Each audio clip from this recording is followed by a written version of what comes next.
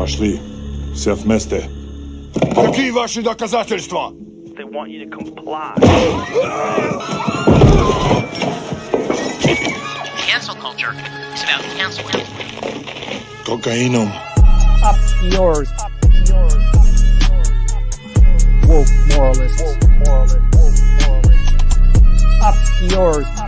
This is systematic bullying that's happening. Woke moralists. Up yours. And they believe that they can then Woke shut us moralists. up. F around and find out. Up yours. Woke moralists. They seem animalistic is what I mean. No, they're worse than animals. The woke mob, they ruin everything. They stop Ben Shapiro from going to events and speaking. They stop Ann Coulter from doing it. I will never surrender even a single inch of ground to a pitchfork mob. You never cave to the mob. We will never bow to the mob. Ever. No matter what. Do you see the final expression of cancel culture in terrorist groups like Up yours. We'll see who cancels who.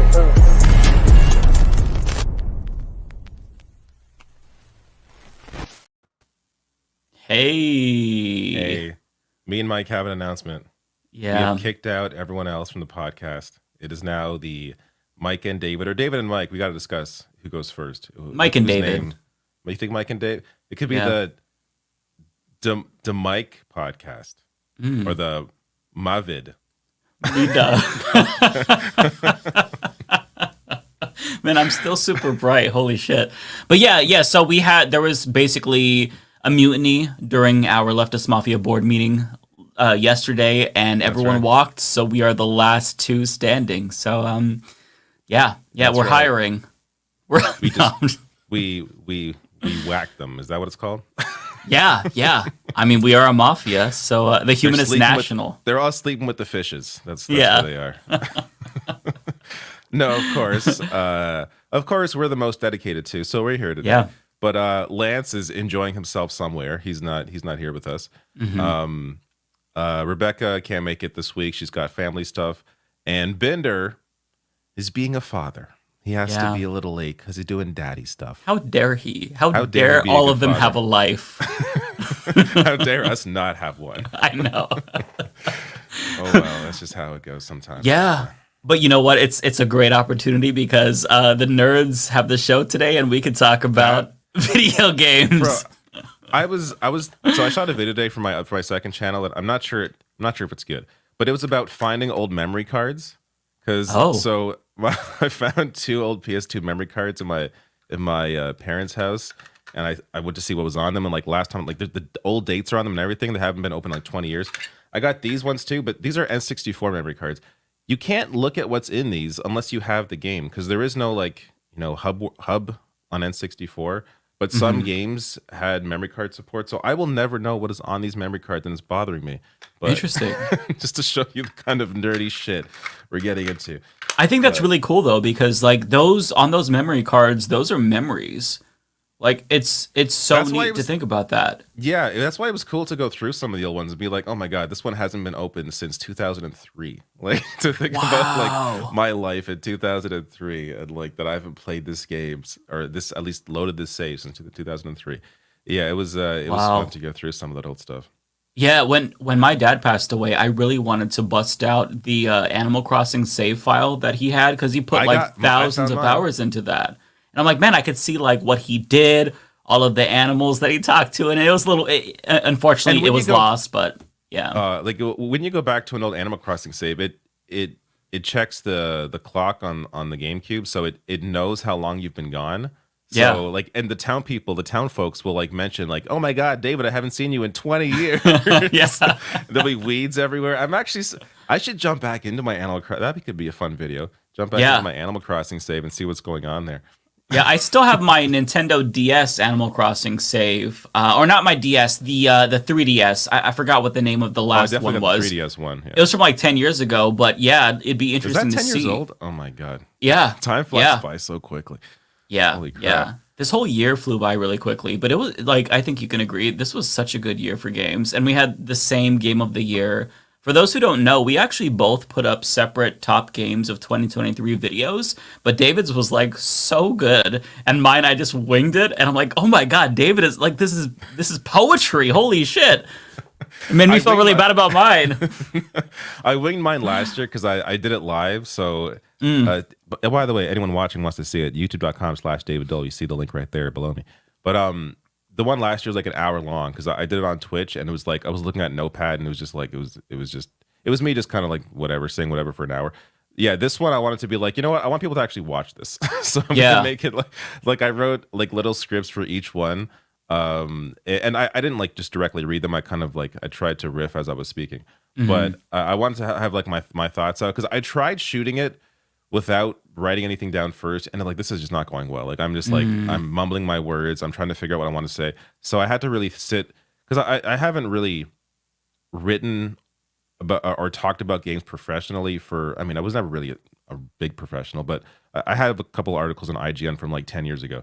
So I went to like a couple events. I was trying to be a games journalist, and it didn't really work out very well. IGN never paid me, but so I hadn't really thought about how do I like really talk about games in a way that I want to like both inform but also speak, you know, from the heart on how I feel about this stuff. So it actually it was good to sit down and exercise a different part of my brain that I hadn't really utilized for a bit. So it was fun to make the video, and it has I don't know, I haven't checked recently, but like last I checked, like 2.2 like thousand. Like I'm surprised it has over like 2,000 views. I'm like, oh shit. No, that's good. It was so fun to watch. Proud of that because that account only has like 4,000 subs. So by the way, that's sub amazing. right here. Sub on the account. And I have a second channel as well. Mine, I absolutely did just riff, and there were some moments where I was just mumbling, where it's like, yeah, I didn't think I'd like it, but I did. It's good. This is number 7, you know, shit like that. But yeah, your video made me want to try Advance Wars and Viewfinder. Like, it was so good. I loved it so much. But I love that we both picked the same game. Because it's undeniably, you know, the best game of the year. You know, Gollum. Yeah. So for those who don't know, it's Gollum. No. Well, for me, it's for me, it's Zelda. I feel like even if I played Baldur's Gate, it likely wouldn't be number 1 for me. But Baldur's Gate is a game that sounds really fun. It sounds like a game that I would really that I would enjoy, but it also sounds like a game that really takes a lot of focus, and you kind of have to like just focus on that game if you want to excel at it. That's not how I play games. I jump around a lot between different games. So I mean, again, I'm guessing that's how, based on what I know of CRPGs and Baldur's Gate, it sounds like one that really requires your attention to really get the most out of it. You're right. I don't know if I really like I have a kid now. Like I don't, there's rare times where I can really just sit down and like just play a game for hours at a time. So I'm not sure Baldur's Gate would really, be high on my list because of that. But it does. Yeah. That is the one where people in the comments were mentioning like that isn't on your list, and yeah, I mentioned my or at the end of the video that I didn't play it. But apart from that, I think I played most of last year's big games, and there was a lot that came out last year. Yeah, there was. Man, when it comes to Baldur's Gate, you're absolutely right. It's not one of those that you can kind of just like jump into. Like, you really do have to focus. And that was part of my problem. Like, I feel like my attention span has gotten shorter as I've gotten older. And mine too. I just like, I kind of want to play something and like listen to a podcast. I don't want to be super involved, but like what I was playing, I really enjoyed. The battle system itself, it wasn't necessarily my favorite, but it was still fun. But, there are a lot of options, endless ways to play, fuck around. It's funny at times. So I understand the hype, but I have to give it a second chance, I think, because I started playing Lies of P, and then that was it. I beat it like 4 times, which is the first time I've ever done that. It was so much fun. Wow. Yeah. Yeah. I think I'm more like you when it comes to games. I need sort of like more of a focused experience to really get the most out of something. If I'm given, and Baldur's Gate, it seems like the kind of game where it's just endless options, endless ways you can play. To me, that's very overwhelming, in a way that I'm not sure I would really enjoy. I think if I gave it a shot, gave it the time, I'm sure I could. But something like Yeah, like well, Liza P is too hard for me. I mean, I got to the third boss and was like, if I had more patience, I would keep going here. Same with Armored Core 6. Hard. Great game, but I got to like I beat the insane. It's like the first or second. I don't know. There's some big boss that's really hard to beat near the beginning. It took me like hours. I beat him and was like, great. Now hopefully it's easier, and then it gets harder. So it's like I don't have the patience for this. This game is really cool. I love the aesthetic. I love the mechas. I love everything about it. But I just don't have the patience to bang my head against the wall to beat these levels. Like give me an easy mode. Give me a story mode. Every game should have that. Not all of us can play games the same way as someone who has no kids or has no no job. So it's tough. I don't understand why I like these games because I'm one of those baby gamers. I play everything on easy mode, but I love these games. I probably would play them on easier mode if they had an easy mode, but there's something about them that I enjoy so much. Part of it is I kind of play on easy in the sense that like I grind for hours and hours just to make sure I'm leveled enough and I feel like a god going through. But yeah, like I'm playing Lords of the Fallen now, and there was a boss that I just was like, it was the first wall for me in the game, and it took me like probably 5 or 6 hours to beat him. And I was just like, why am I playing this? Like, why? Like I'm probably gonna stop and then I just keep going. I don't get it. It depends how much you enjoy it. Like there are, like one of the issues for me is that there are so many games that I have access to, like with Game Pass, with PlayStation Plus. There are so many games in my backlog that I haven't played. That it's like if I get stuck somewhere, why am I going to keep playing? I'll just play a different game. Right. I don't need to keep playing the same level. Like it's just, that's why I think all these games should have, a story mode. Just let me experience the game. Difficulty for me and getting over the hump. Yes, that is its own fun thing. I 100% agree. Like there was definitely like when I beat that boss in Armored Core, it felt amazing. Of course it did. But at the same time, now I'm not going to play the rest of the game because it's too hard. I'm better off playing the rest of the game. Yeah. You know what I mean? Like these people worked on this game for like really hard for so long, and I won't even see what they made because it's too hard for me. So I don't know. Yeah, what's funny is that in Lies of P, like when it first was released on Game Pass, so many people were bitching on the subreddit and just overall about it being too hard. And then they nerfed some of the bosses, and it did actually make it a lot more easier. But I feel really proud that I beat some of the hardest bosses pre-nerf, and I'm like, damn, I guess I'm getting good, and I didn't even struggle. You should get like an extra achievement or something for that, like right, like an extra trophy for doing that. It's like that took time to learn the mechanics and whatnot, and just get the confidence to go into these areas with enemies where they're attacking you and shooting shit at you. Like it's masochistic almost, but I really enjoy it. Yeah, I beat a couple bosses in Lies of P, and I was proud of myself for doing that. And then I got to... They're hard, yeah. Yeah, and then I got to one crazy one. I was like, fuck this. Yeah. The game's beautiful. I love it. I love the aesthetic. Again, yeah. I love everything. I wish I could love it more, but I just can't. I don't have the patience. And now the issue with, as well is like, if you put one of these things down, it's hard to go back to it. Oh, like, yeah. You have to you almost have to go from the beginning just to relearn the mechanics and relearn the rhythm of playing the game. And it's just like, oh God, I can't put this down and go back because now I've got to start from scratch, and I'm not doing that either. Yep. So it's just... You lose that muscle memory so fucking fast. Yeah. It's, Or even like games that have like a deep story, and then you jump on something else and you go back, you're like, what was I doing here? Like, where am I? It's just, I don't know. Yeah, I have to limit myself to basically 1 or 2 games at a time max, just because I do feel like it's so easy for me to check out, or even if I'm enjoying something, like I'll lose interest in that story if I kind of go on to something else. So I try to like focus if I'm enjoying something. Otherwise, I'm just going to I feel like I'm going to miss out. I don't know. I used to kind of just play whatever, but... I used to do what you're doing now, and for some reason I stopped. I think it's because I got Game Pass and that effed me up. There's just too much on there that I wanted to try out. But I used to do that, stick to like 1 or 2 games.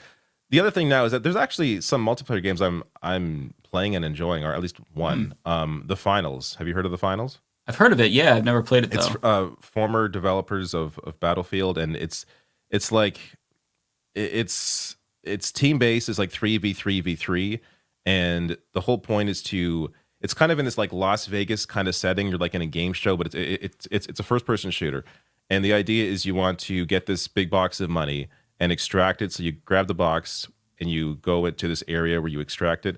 But because there's full destructibility, a lot of times the little area where you're extracting, you can blow up the floor underneath it. So like the other team can come in, blow the floor underneath this extraction area, and then they can steal it. Like you have to hold triangle and it slowly like steals it, but you can steal it. So then there's always this like game of like, trying to steal the box that's being extracted. And it's this really fun push and pull where even if you lose, like there have been games that have been close, but and I've lost, but it's been super fun because there were these close moments. And there's been other games where I've snuck in at the last second, stolen the box just in time, and won the match, and it feels amazing. So there's always it's also a game like it's a game for sure that would be fun with people that you're talking with, but it's a rare FPS team-based game where you can actually have fun playing by yourself.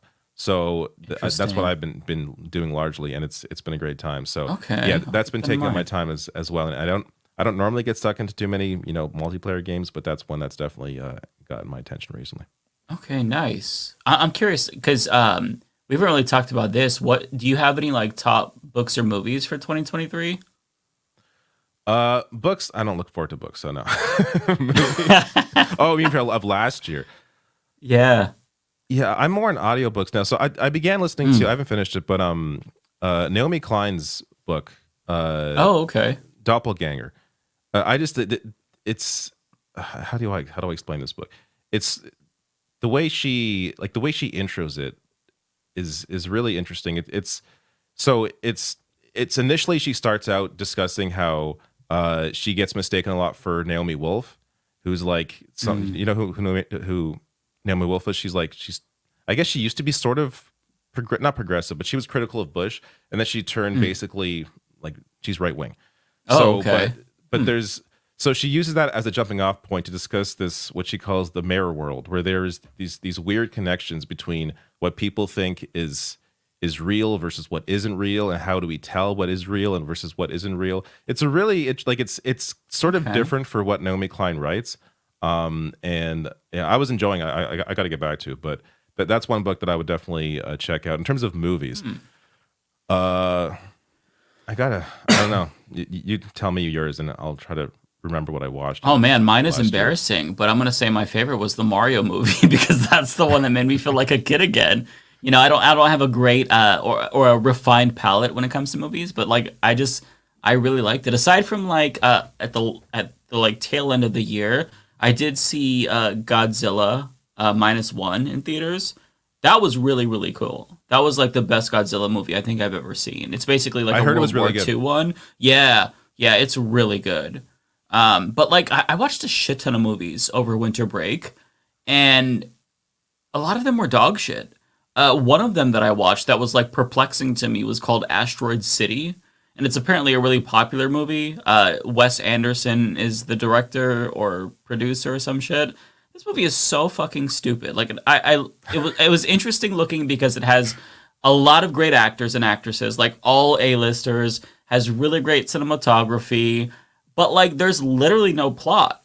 And after the movie, I'm like, okay, let me see what I'm missing here. So I looked up like some of the people who liked it, and like, yeah, there's no plot, but it's really cleverly written. I'm like, if there's no fucking plot, then why do we like this? Like, am I going insane?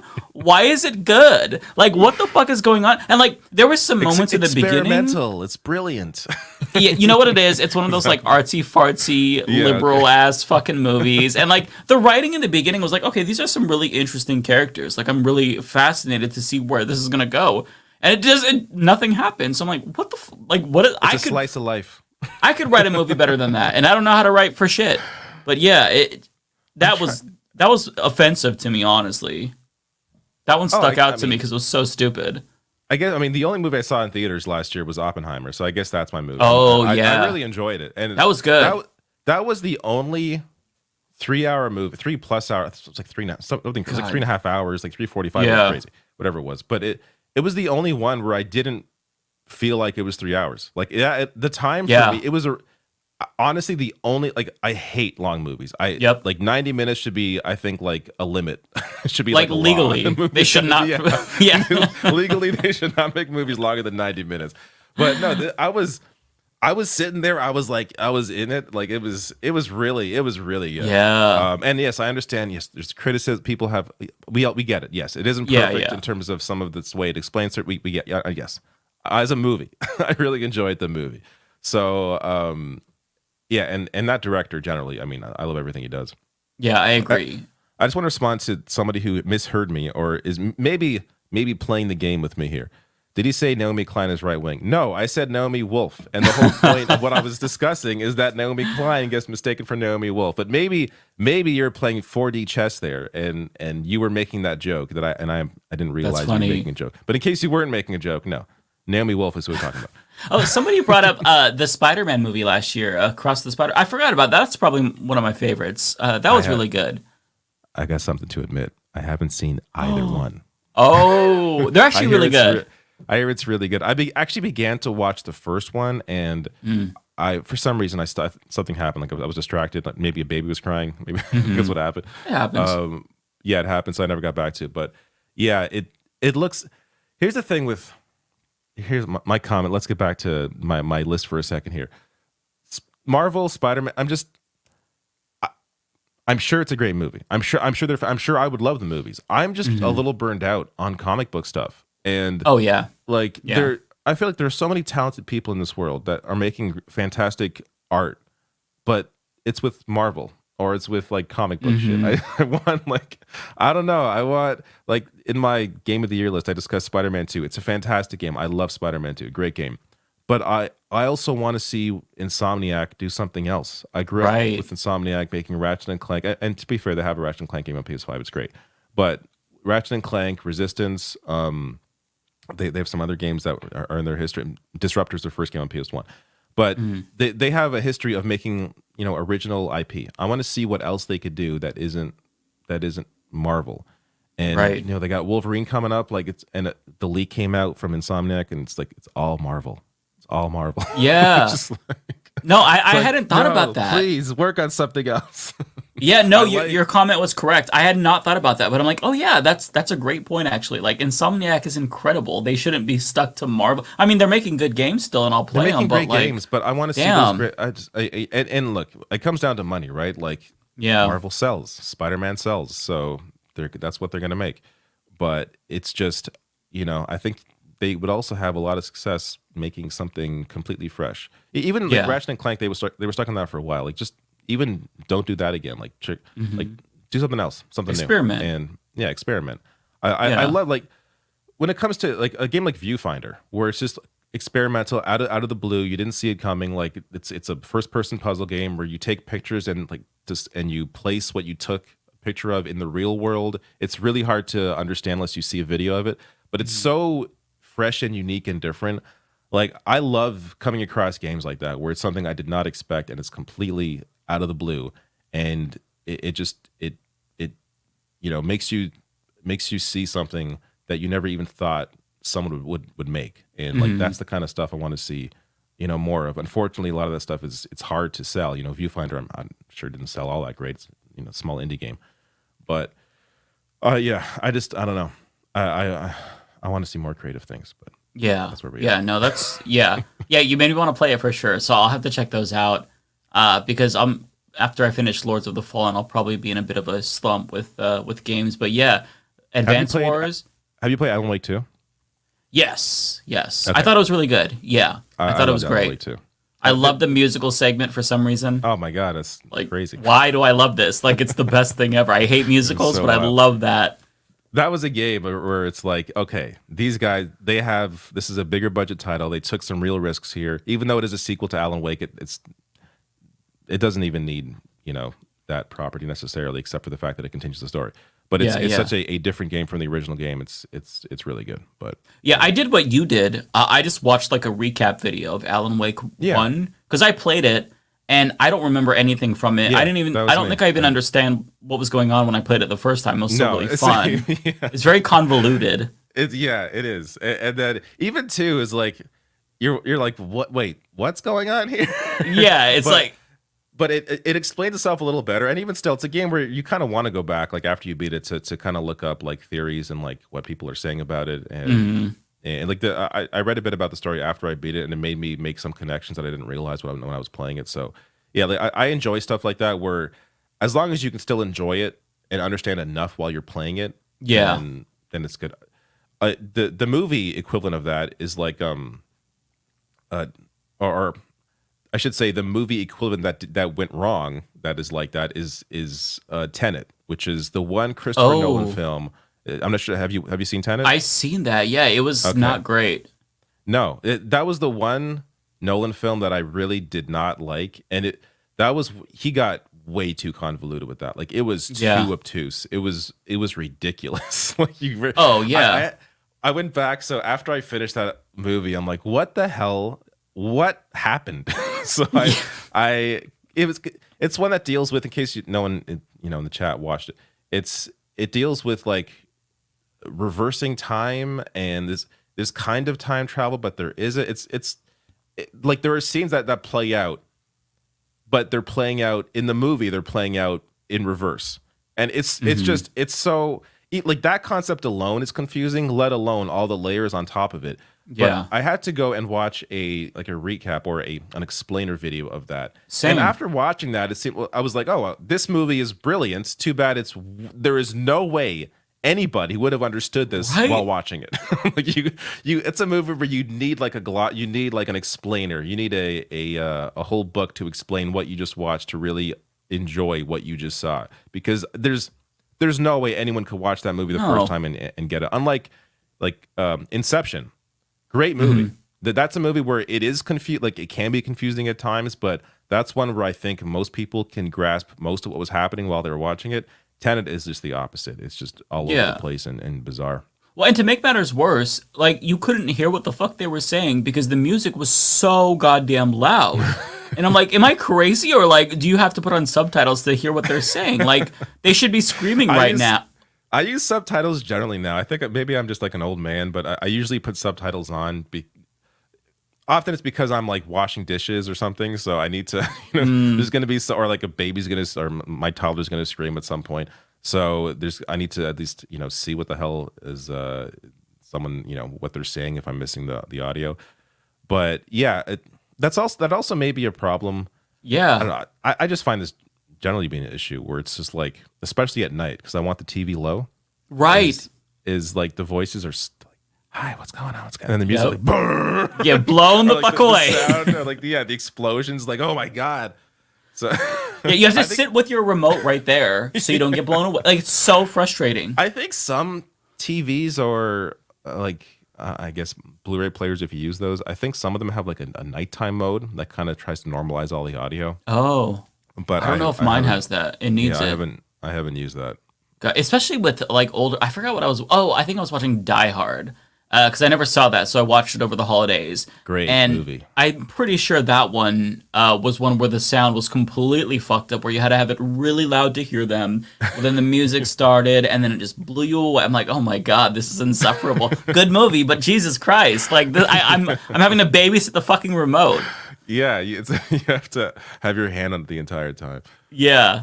I did read some books in 2023 that I would recommend to folks. Sure. So I already recommended this before, but it's Rashid Khalidi's History of Palestine book. That's not the actual name, but if you search for it, it's like the top one that'll come up. Really, really good, super thorough. In terms of nonfiction, so my favorite book of the year was probably, and I don't think it came out last year, but it's like new. It's Quantum Lens by Douglas E. Richards. It's basically like a mature superhero book where it's not about superheroes, it's more about science, where they like discover like how to use 0-point energies so people who can harness it are able to fly and shit. And it's like very political and like what are the ramifications. That one was really, really good. I also read what is it called? It's a 7-book series, and each book has a different name. So it's like The Edge of Collapse. I think that's book 1. And that's really good also. It's basically like a post-apocalyptic book about an EMP that hits the U.S. and we lose power. Let me see who's the author, too. I forgot. I think it's Kayla something, Edge of Collapse. Stone? Kyla Stone, yeah. Really, really interesting. Really good characters, super suspenseful. And it's something that, like, you think, man, what would happen, if we were in this apocalyptic scenario, and shit hits the fan very fast. And she does a great job at like describing how quickly shit would deteriorate and people's greed would take over. It's really, really good. But yeah, those are my top books of the year. Not worth making a list because like if you have 7 books in the same fucking category, that's kind of like, okay, I guess 1 through 7, you know what I mean? But here's 1 through 7. Yeah, those are kind of my my books for the year. Of post-apocalyptic. Did you watch the new movie on Netflix has Julia Roberts and oh my god, I gotta look. What is it called? I did watch it. I don't know what it's called though. Is something End Behind? Leave the World Behind? Is that what it's called?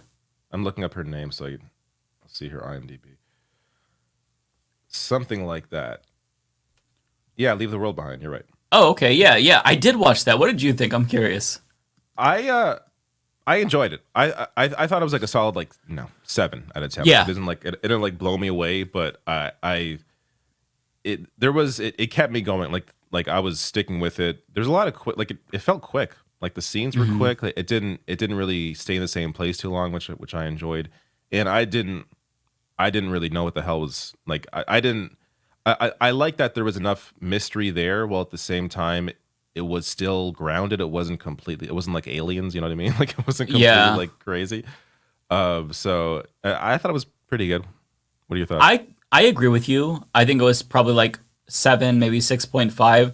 The one thing that irritated me was that they didn't be more explicit because they alluded to what happened, but they just didn't tell us. And I think it was because they were trying to avoid the politics of it. And I felt like that was kind of a bitch move. I felt like just tell us I think it was more just this is what a lot of movies do. Like they just kind of I mean, I don't want to spoil anything, but by the end you kind of know where things are kind of going. So they kind of just leave it up to your imagination to kind of fill in the rest. But that ending was so fucking stupid. You have to agree, right? That I'm not going to spoil it for anyone, but when the credits rolled, I'm like, what the fuck? I didn't mind the ending. I was just surprised that they didn't do more. That there wasn't an extra 20 minutes onto it. But hey, I actually hello, Bender. Yeah. We're talking about movies and video games and books, and we have low views because everybody's just tuning out. They're like, "Fuck this shit." Well, don't worry, everyone. I'm here. Get ready for the views to go back up sky high. We're gonna 1,000 more viewers right now. I think we're doing pretty good. Super chats rolling in because people actually care what we're talking about. Yeah. How are you feeling though, Matt? I'm feeling good. I'm feeling much better than I did that week before Christmas and the days after it. It's good to be. Yeah, you look much better than you did then. That's for sure. Did you do the whole bit where I left the show when I wasn't on? Of course. Yeah, we kicked you all off. You all got whacked. You were in the East River. Yeah. Well, I unfortunately do have some news. This will be my last show. I know where you're going with it. Until January 18th. Oh, you almost got me there. Because next week I won't be on the show because I'll be at CES in Vegas. Which is so cool. Sick. But I'll be able to bring back the following week some interesting topics based on what I see there. And I'm sure I'll be able to bring lots of horribly ridiculous tech to shit on with you guys. I'm stoked. I always look some forward good to tech. that. I want to hear what's good that it doesn't suck, that may be beneficial. Yeah, but that's not as much fun. No, I guess not. You get to try probably the Apple thing, the virtual I don't know what it's called, the virtual reality. Try that. Yeah, the VR Oh, set. Apple's not gonna bring that there. No way. No? No. What about the Cybertruck? You can get to try the Cybertruck. I probably will be able to get in the Hyperloop Sit in there. one. Oh, okay. There's a Hyperloop there? I thought they killed that thing. That stupid underground tunnel? No, the Hyperloop 1, the company, went under. Tesla's boring tunnel or whatever it's called. Oh, the boring company. Yeah. I guess it's not called the Hyperloop in Vegas. Theirs is just called the Vegas Loop or something. Loop. Too much. That's where you drive cars in a tunnel. No, with LED lights though. It's like the car. Someone's driving the car or something, or the car is self-driving. I forgot what it is, but it's just basically like a train made out of Tesla cars though. that just goes from station A to station B and then station B to station A. That's it. It's just like a one-way. So it's like when you put your car in neutral and you go through the car wash, but longer. No, that is exactly what it is. Yes, it's a very long car wash, and your car doesn't come out clean. Brilliant. Now imagine if the New York City subway system was just all car washes. That's what they envision this is going to be. Well, it wouldn't smell like piss at least, so yeah, be a little cleaner. You could always pee in the Tesla. You never. That's right. Oh yeah. So Matt, we were talking about movies and games and stuff. Like, what's your favorite movie of 2023 if you have one? Oh, I don't even know. Jeez, that's a rough one. I don't think I can share that. I don't even know what I've seen in 20. I think I know what your favorite movie is. What? Spider-Man Across the Spider-Verse. That was a good movie. No, that was a good movie. Yes, I'll put that up there. Absolutely, that was really good. I enjoyed that. What came out in 2023? I don't even know. Best movie. Yeah, I was having a hard time. Yeah, Oppenheimer came out. I posted Twitter reviews of all the movies I watched. It's really good. That movie, even though you know what's going to happen, it still gave me anxiety. It's very, very good. It's well told. Yeah. Let me see what came out in 2023. Also, the problem is figuring out like what movies I saw, like which ones fit the bill of coming out in 2023. Because I saw plenty of movies from the previous years on streaming. Oh, Barbie! How am I forgetting Barbie? That was pretty good. I didn't see Barbie either. I haven't seen Barbie. Oh, I feel super extra gay for being the only one who saw Barbie. It was good though.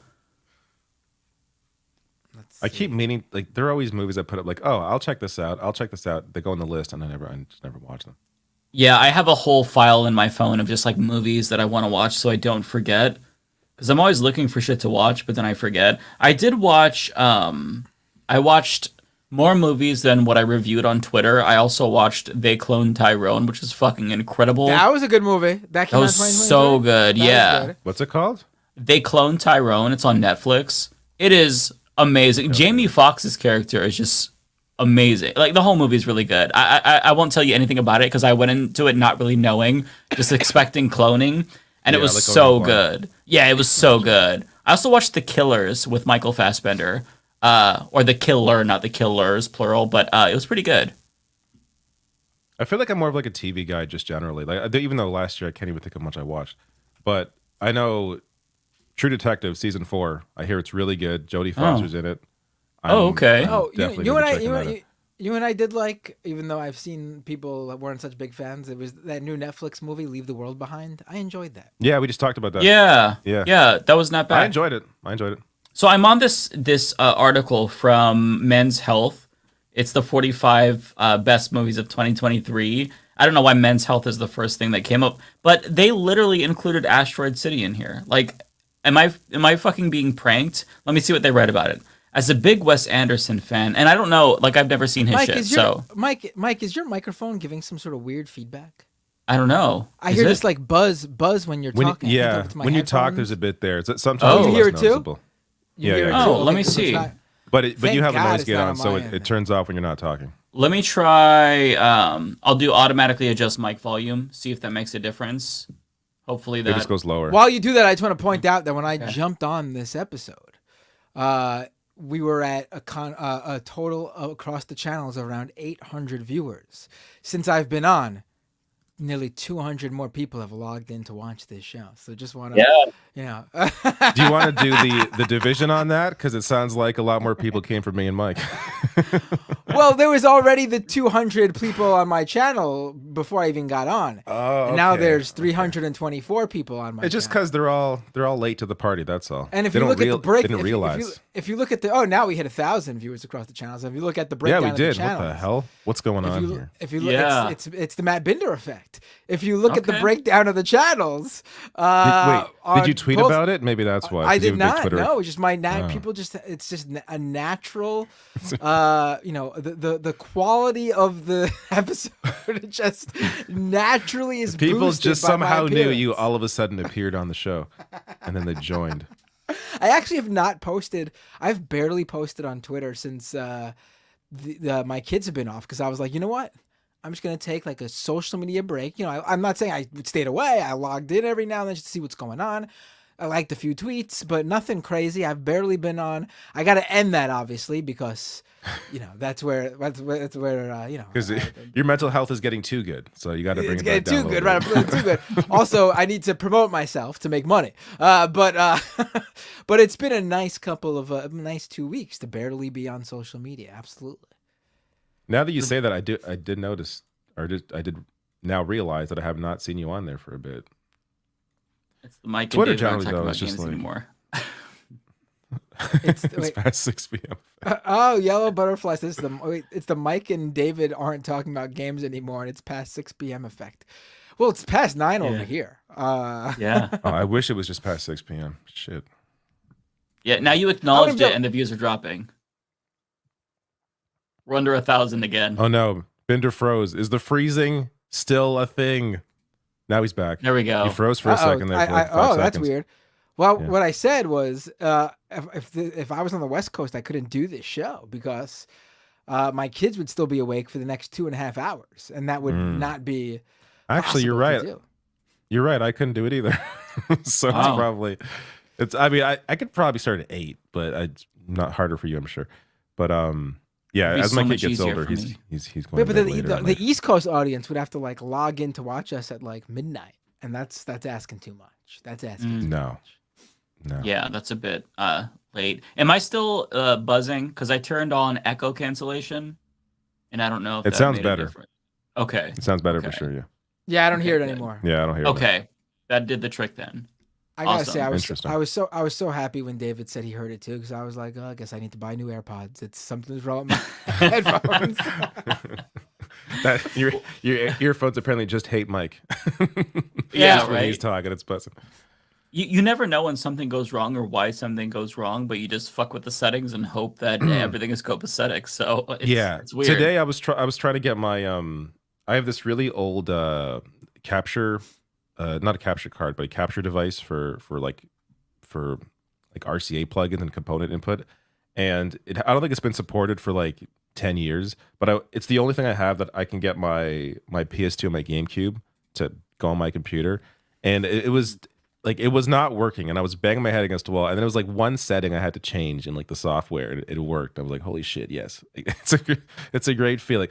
For some reason, I'm like one of those weird people that actually I enjoy trying to fix tech that isn't working. I hate that I hate when it's not working, but I enjoy the process of elimination and being like, "Hey, it's not this. All right, let's check this out." Maybe I should be I don't know, a mechanic or something. You should, because when that happens to me, I immediately just start panicking and getting flustered and frustrated. I hate it so much. Yeah, I mean, if there's a deadline or you got to be online, it's different. But it's always when I'm trying to film something where I'll turn on the camera and I don't know how to operate it. I just know I press 2 different buttons and I'm there. And then if something is fucked up or there's something on the screen or it's the camera is tilted one way, I'm like, oh god, let me move it. So I move it back, and then I gotta move it back the other way. I'm like, now it's all fucked up. And I sit down and I look at the little viewfinder. I'm like, okay, everything is off, the colors off. It's just it always cascades for me. So I hate it. I get really flustered easily. I see people in the chat saying how they love doing tech support and fixing tech issues. And I mean I could see the fun in that if you're not just about to do a show where hundreds of people are ready to log in and watch. I mean, if that happens, I hate it. But if there's no deadline, then it's no. Right? Yeah. If something's if I'm playing video games and something's wrong with the console or something, who cares? Mm-hmm. So, okay, I'll just figure it out.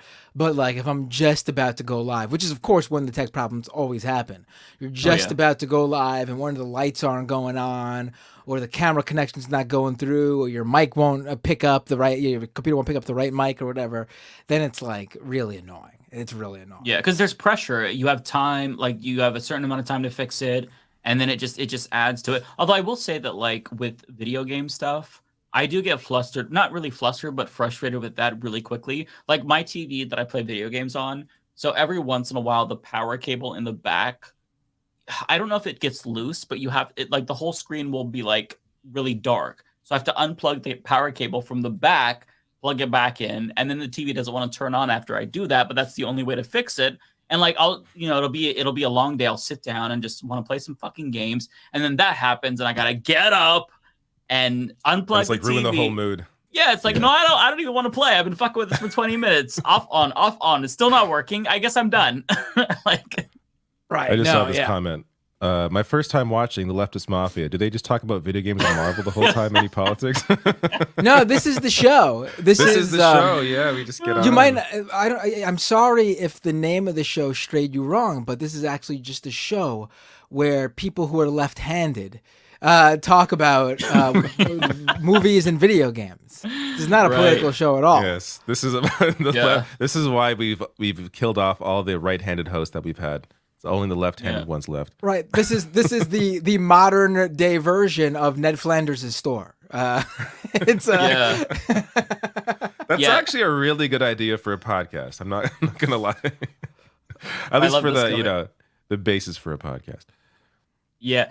So fun story. Oh yeah, you have a lot. You gotta read it. It's not like Mike doesn't have extra TVs hanging around. Says rapper, actor. That's really funny. You want to know what's funny is that this whole situation is just like, I'm gonna destroy all these fucking TVs. So they're all Samsung, and they the remote for each of them will change the other one. So these little TVs right here, they're set to play these for 4 hours, and so every 4 hours that they're on, you have to restart them. But when you restart these ones, this one, for whatever reason, it got updated into a smart TV. So now it's smarter, not dumber. It cuts to some holiday Christmas channel. It doesn't matter what time of year it is.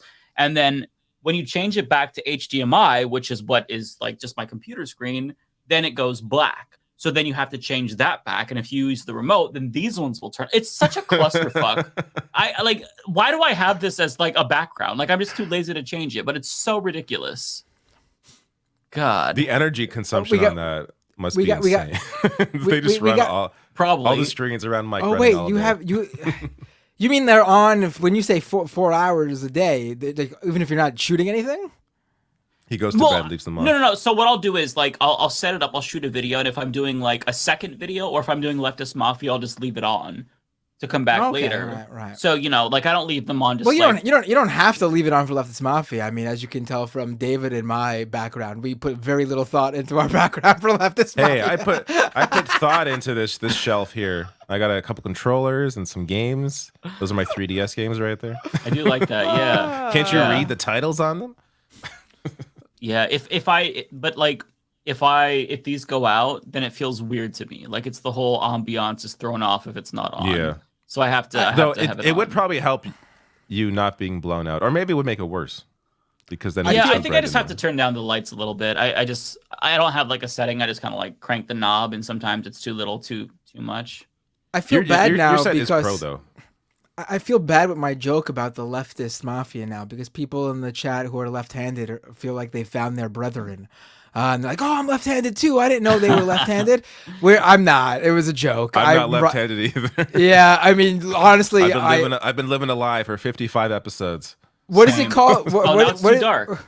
What is it called when you could use both hands? Ambidextrous, right? I'm like the opposite of that. Like you could chop off my left hand and I would be fine. Like Wait, you can't use either hand? Isn't that the opposite of ambidextrous? Is you can't use either hand? Oh, I guess that would be. Yeah, I use my feet. I'm actually typing with my toes when I'm on this. You're one of those feet people where you drive with your feet, you write with your feet. Now I'm gonna get the most weird fetishized messages. I think we need to explain. By the way, you could. This was a great segue to promote my brand new social media channel at feetfinder.com. Feetfinder.com/MattBinder. Subscribe to. Do you have a wiki feet, Matt? Do you have a wiki feet entry? I'm afraid to see where that goes. Oh no, I think that's a site. I think that's a pay for feet site. That's why I said it. It's something like that. Feet Finder or something like that. Is it really? Yeah, it's a website where you could sell feet pics. It's like OnlyFans, but for feet only. I got a reader. Really? Oh no, I typed in feet. Yeah. I typed in feetfinger.com. Oh shit. That's going to be something completely different. No, that's actually it's surprisingly nothing. Let's see if you're right. Oh, you guys have never heard of Feet Finder? I think no. Wow. Yeah, how did you hear about this, Matt? I'm curious. Oh, how did he hear? He's on there. I'm subscribed to like 20 people on there. I pay a lot of money for feet. Oh my god. I know about it because oh my god. I'm a tech reporter, And there was like it's a scandal, I guess. Not really a scandal, but there was something going around about how people always see these ads for Feet Finder, like influencers promoting their Feet Finder on like Instagram and TikTok. And like these are just like fake influencers. Like these were just like Feet Finder ads pretending that people were like selling, like to promote their website. They had like fake influencers set up pretending to like naturally sell their pics on Feet Finder and talk about all the money they make on it.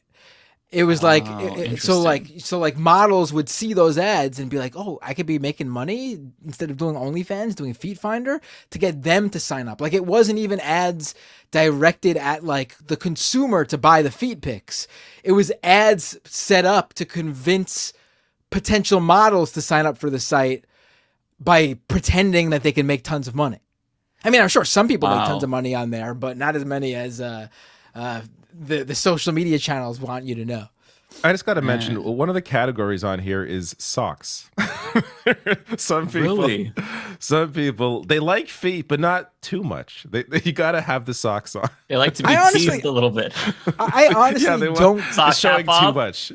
I mean, there is the imagination. There are like fully being like on porn websites, fully clothed is like a thing. Like people watching fully clothed porn. So I'm assuming do they know that's just like Google search? Why do you have to? No, I mean it's people having sex but wearing their clothes. Like I don't know if unzipped. I've never heard this. Yes, I did not know this. Yes. Oh, you need to.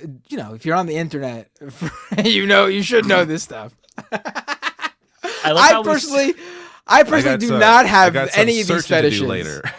I honestly find feet to be very gross. Hey, we're not kink shaming, Matt. It's okay. I think feet are the weird. No, I'm not even. I mean, if that's your thing, that's your thing. But for me personally, feet are like the most bizarre body part. They don't look human at all. They look like some alien life form. Especially mine. My feet are fucked up. I could never make it as a foot porn star. I got some nice feet. You got like most people, like hands look like hands. Like the fingers are the equal lengths on everybody pretty much. Like yes, if you have bigger hands, but like the proportions are the same. But then with feet, you got some people got one toe bigger than another toe, and it's just so bizarre. Feet are weird. Yeah. Maybe that's why it's just like it's a lot of you don't really know what it's gonna look like. Like hands, again, like you said, you know what you're gonna get. Like there'll be rougher hands. The curiosity. Yeah. With feet, it's the curiosity. It's like, oh, what do their feet look like? I love how we started talking about like video games and movies, and we've gotten into porn recommendations that you should look up. I mean, personally, I say, I don't need a left hand. I don't need my feet because they're gross. I'm just gonna be rolling around on stubs and my right hand to type. That's all I need. Should we talk about politics? Does anything happen? I feel like we should talk about something. I like that we're experimenting here. This could be a new turn for us. This could be a new avenue if it works. I mean, I see the super chats rolling. I know. This is the most active I've seen super chats in a long time. You're not talking about this. Talk about this, but we're just talking about other stuff. People are really excited about the feet. I mean, I gotta be honest. If if talking about feet are rolling in this kind of money, then maybe I'll give you guys a little look. You got some pantsed knee there. Matt will have like a foot picture with half the socks slid down. Go to my Feet Finder for the whole naked foot. Well, I mean, I'll have some toe cleavage. I'll do the sock category. The sock category I could definitely do. That's easy. It's not much you really got to show with the socks, unless your socks are dirty. There's holes in them, in which case maybe don't. Yeah. I don't know. I'm kind of weirded out by feet. I won't kink shame, but I am weirded out. And feet get smelly. Like your hands don't get smelly in the same way your feet do. Like no one's like, oh, I spent the whole day writing. Now my hands smell. No, it never happens. That doesn't happen. But you spend the day walking, your feet stink. I don't get it. Yeah. Yeah, but body odor sometimes is what attracts people. So that's true. Maybe that's what they're into. Oh. I'm no kink shaming though. I'm sorry. I don't mean to. Just like show your feet. I read that as like someone like sticking a gun in my head. Show your feet. You got to pay money for that bad boy. You got to pay money for that. Yeah. Yeah. That's the Patreon $20 tier. $20 a month for that. And I'll consider it. Dave just sells himself for $20 a month. All right, if you're that low rent with socks on, with socks on. I'm okay. The teaser is $20 makes sense. Okay. I'll go full naked feet for $20 a month. Fuck. Oh, naked feet. The sock strip what it's called? You're not gonna be happy. I mean, I don't know what the criteria is of what makes a foot attractive, but mine are fucked up. You're not gonna want to see that gnarly shit. But if people pay, I'll shout. I'm a bit higher class. I would charge for a foot burlesque performance only. No. You're free to like performing on a stage. That's all right, let's get to some news. You're right, but I think this has been a very fun episode. Yeah, this is the first episode of the year. A little bit more laid back. It's gonna be a really tough year, everyone. So enjoy the good times right now before. This is probably the only week we're gonna actually enjoy ourselves because there's not much. I mean, there's news, but there isn't like a lot of things happening yet. Right. I'll be right back. But it's gonna get bad. Oh, he's leaving. He's like, Mike's like, they're like, gonna start talking news? about real news. Shit, I'm out. Yeah. It's enough for me. I don't even know. What did you follow on your? Do you want to play this? Break, if you had a break, let me find it. Honestly, one of the good things about the Christmas break is that yes, news still happens because life goes on. But in terms of like big stories that are like just natural, aside from the ones that like naturally occur, like some sort of uncontrollable tragedy, like even like other like the news outlets and such, they hold back on like breaking anything that can wait. So like there really wasn't that much big news in that week. But now we're in the first week where most people are back from vacations. And, obviously this these Epstein documents are a big deal. And from what I've seen, nothing has been like too like revelatory. Yeah, like, I've been surprised by the lack of new things coming out of that. And I think more. I think the thing people needed to think about, but I guess everyone was just so excited by it, was like this was all like depositions and stuff that has gone through the legal system already. And if there was anything like so revealing or like what's the word I'm looking for? When the accusations come out, I'm having a real mental block now. I was at my kids' basketball practice just 20 minutes ago. But if there was anything that implicated, if there was anything that implicated anyone, we would have seen like directly implicated, like by legal, like by the law, like directly implicating them in some sort of crime.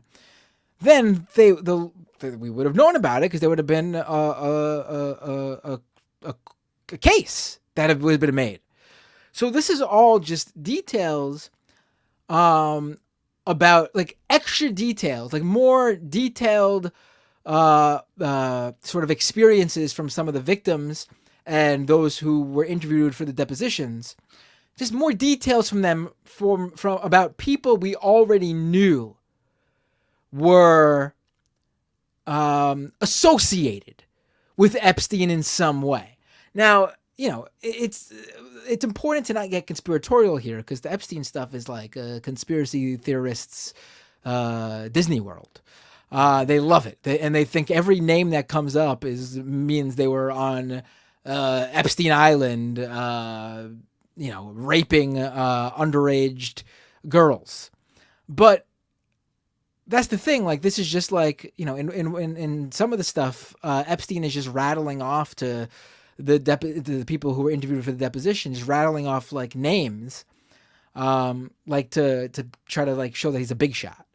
Like he doesn't say that these people are doing anything. He's just like, oh, I know Cameron Diaz, Leonardo DiCaprio, Vera Wang. He's just throwing names out there. Is it possible? Sure, but based on that they had more to do with Epstein, sure. But based on what we see, not really. I mean, some people, it's not even clear that if they've ever met him, because he's a criminal. He's a sex trafficker, which means he'll lie. He'll lie about who he knows.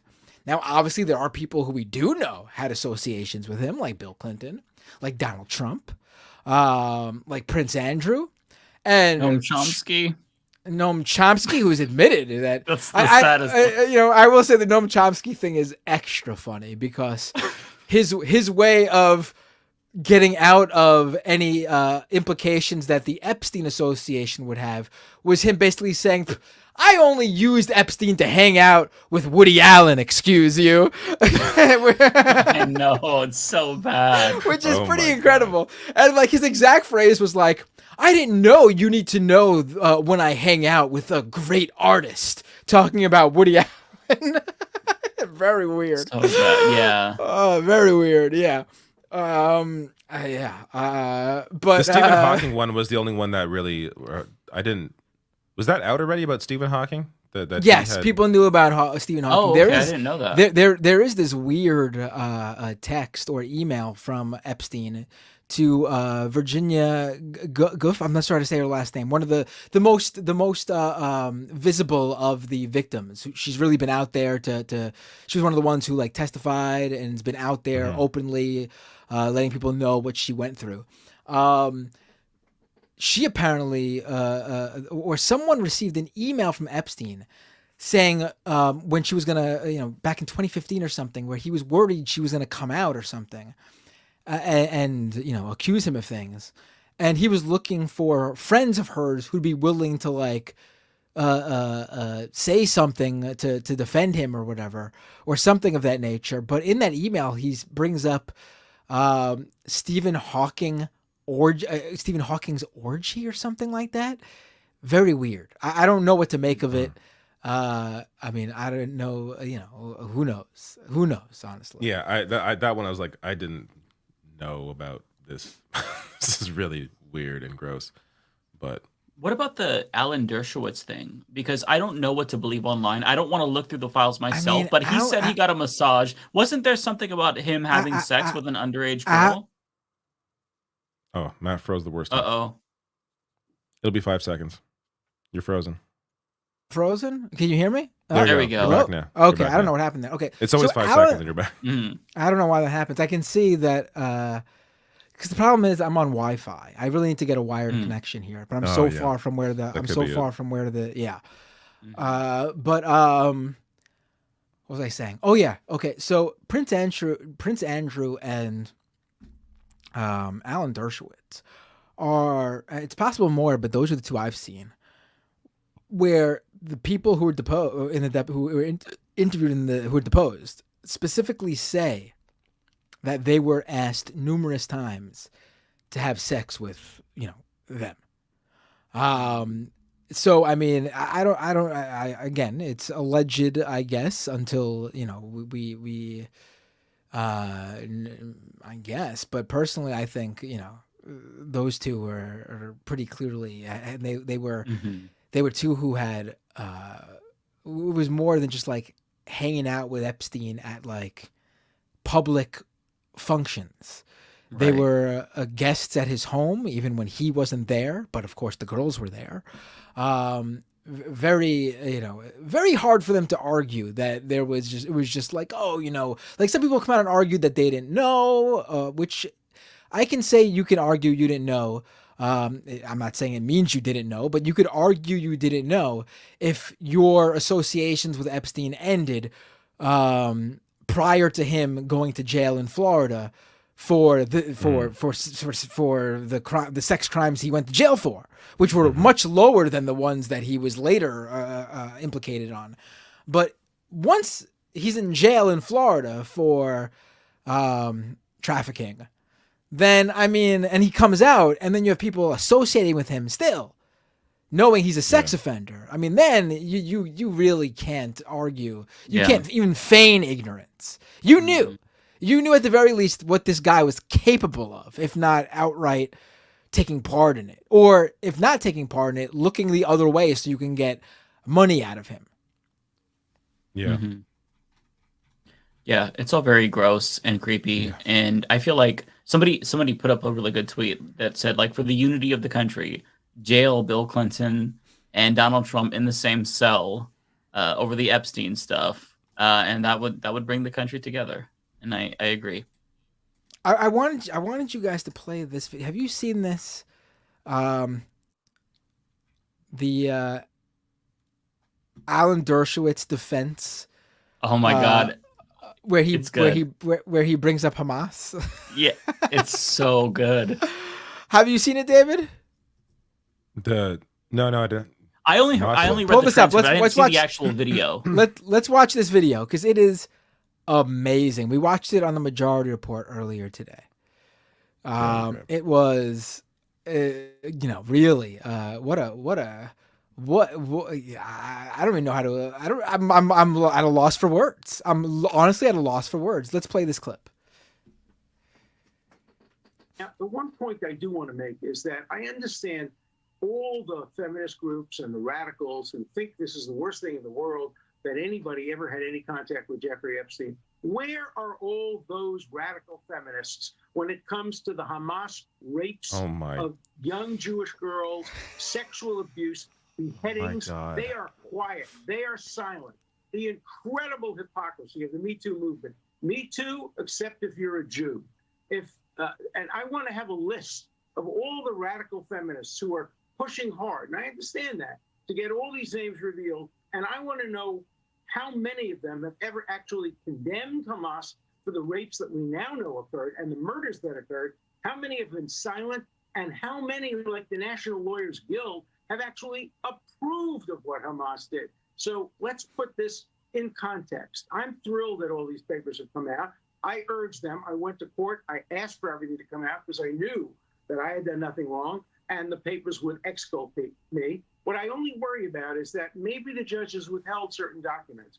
I want to make sure every single document comes out, including the documents that cast doubt on the credibility of some of the accusers and some of the accused. The public has the right to see everything and make their own judgment. We do not put the country in guilt by accusation, but guilt by association. He might as well tattoo "I'm guilty" on his forehead. Right. when that's what you like, that's your defense. It's like, look over there. It's just like, listen, unbelievable. You're either with the members of the Jeffrey Epstein Island guest list, or you're with the terrorists. It's that simple. I love that I want to see all the documents, including the ones that sow doubt with the people accusing me. It's like, get the fuck out of here. Oh my God. Unbelievable. He is reportedly supposed to be Netanyahu's choice to defend them in the ICJ against genocide claims, right? I'll be honest, it tracks, because that argument is really on par with a lot of the like super pro-Zionist influencer propagandist arguments I've seen on social media for the past 2 months. Like, it's the same sort of like frame of thought. It's stunning. It's so stunning that he went there and argued that. I will say this: the allegations against the various people who have been involved with Jeffrey Epstein is honestly more solid than anything that has been argued against Hamas, to be in terms of the sexual assaults. Because with the Jeffrey Epstein victims, they've come out and gone on record and said that this is what happened to me. Whereas when it comes to the allegations against Hamas, and I'm not saying that they did not, because, in these sort of in wartime, there's always some sort of sexual assault in wartime situations. I'm not saying it hasn't happened, but there has not been one victim who's come forward and said that it happened to them. I mean, it's possible, obviously, that the people who were involved could have been killed, but not one living victim of October 7th or any of the hostages have come and said that they were assaulted sexually, because they weren't. Yeah. I think that this is probably like not the best thing to say, not the best taste to say, but I think that the world would be a better place if Alan Dershowitz Epsteined himself. I just feel like he's such a disgusting, loathsome person, and he only like pops up in the news when he has some dumb or psychotic shit to say. Like the last time he was in the news, well, not the last time, but like one of the big things was back in 2017, he was throwing a fucking tantrum because Keith Ellison was trying to be the DNC chair. And he said, I'd leave the Democratic Party if Keith Ellison became the DNC chair. It's like, I'm just so sick of him. The fact that Fox News invites him on all the time is so frustrating. And yeah. And telling as well. And very telling. Yeah, like, God, this disgusting fool. Like, fuck off, Alan Dershowitz. Who wants him in their party? Like, get the fuck out. Like, right? The idea that, Alan Dershowitz, he said he would leave the Democratic Party if Keith Ellison becomes the chair. Yeah. Got to change course. Like, get the fuck out of here.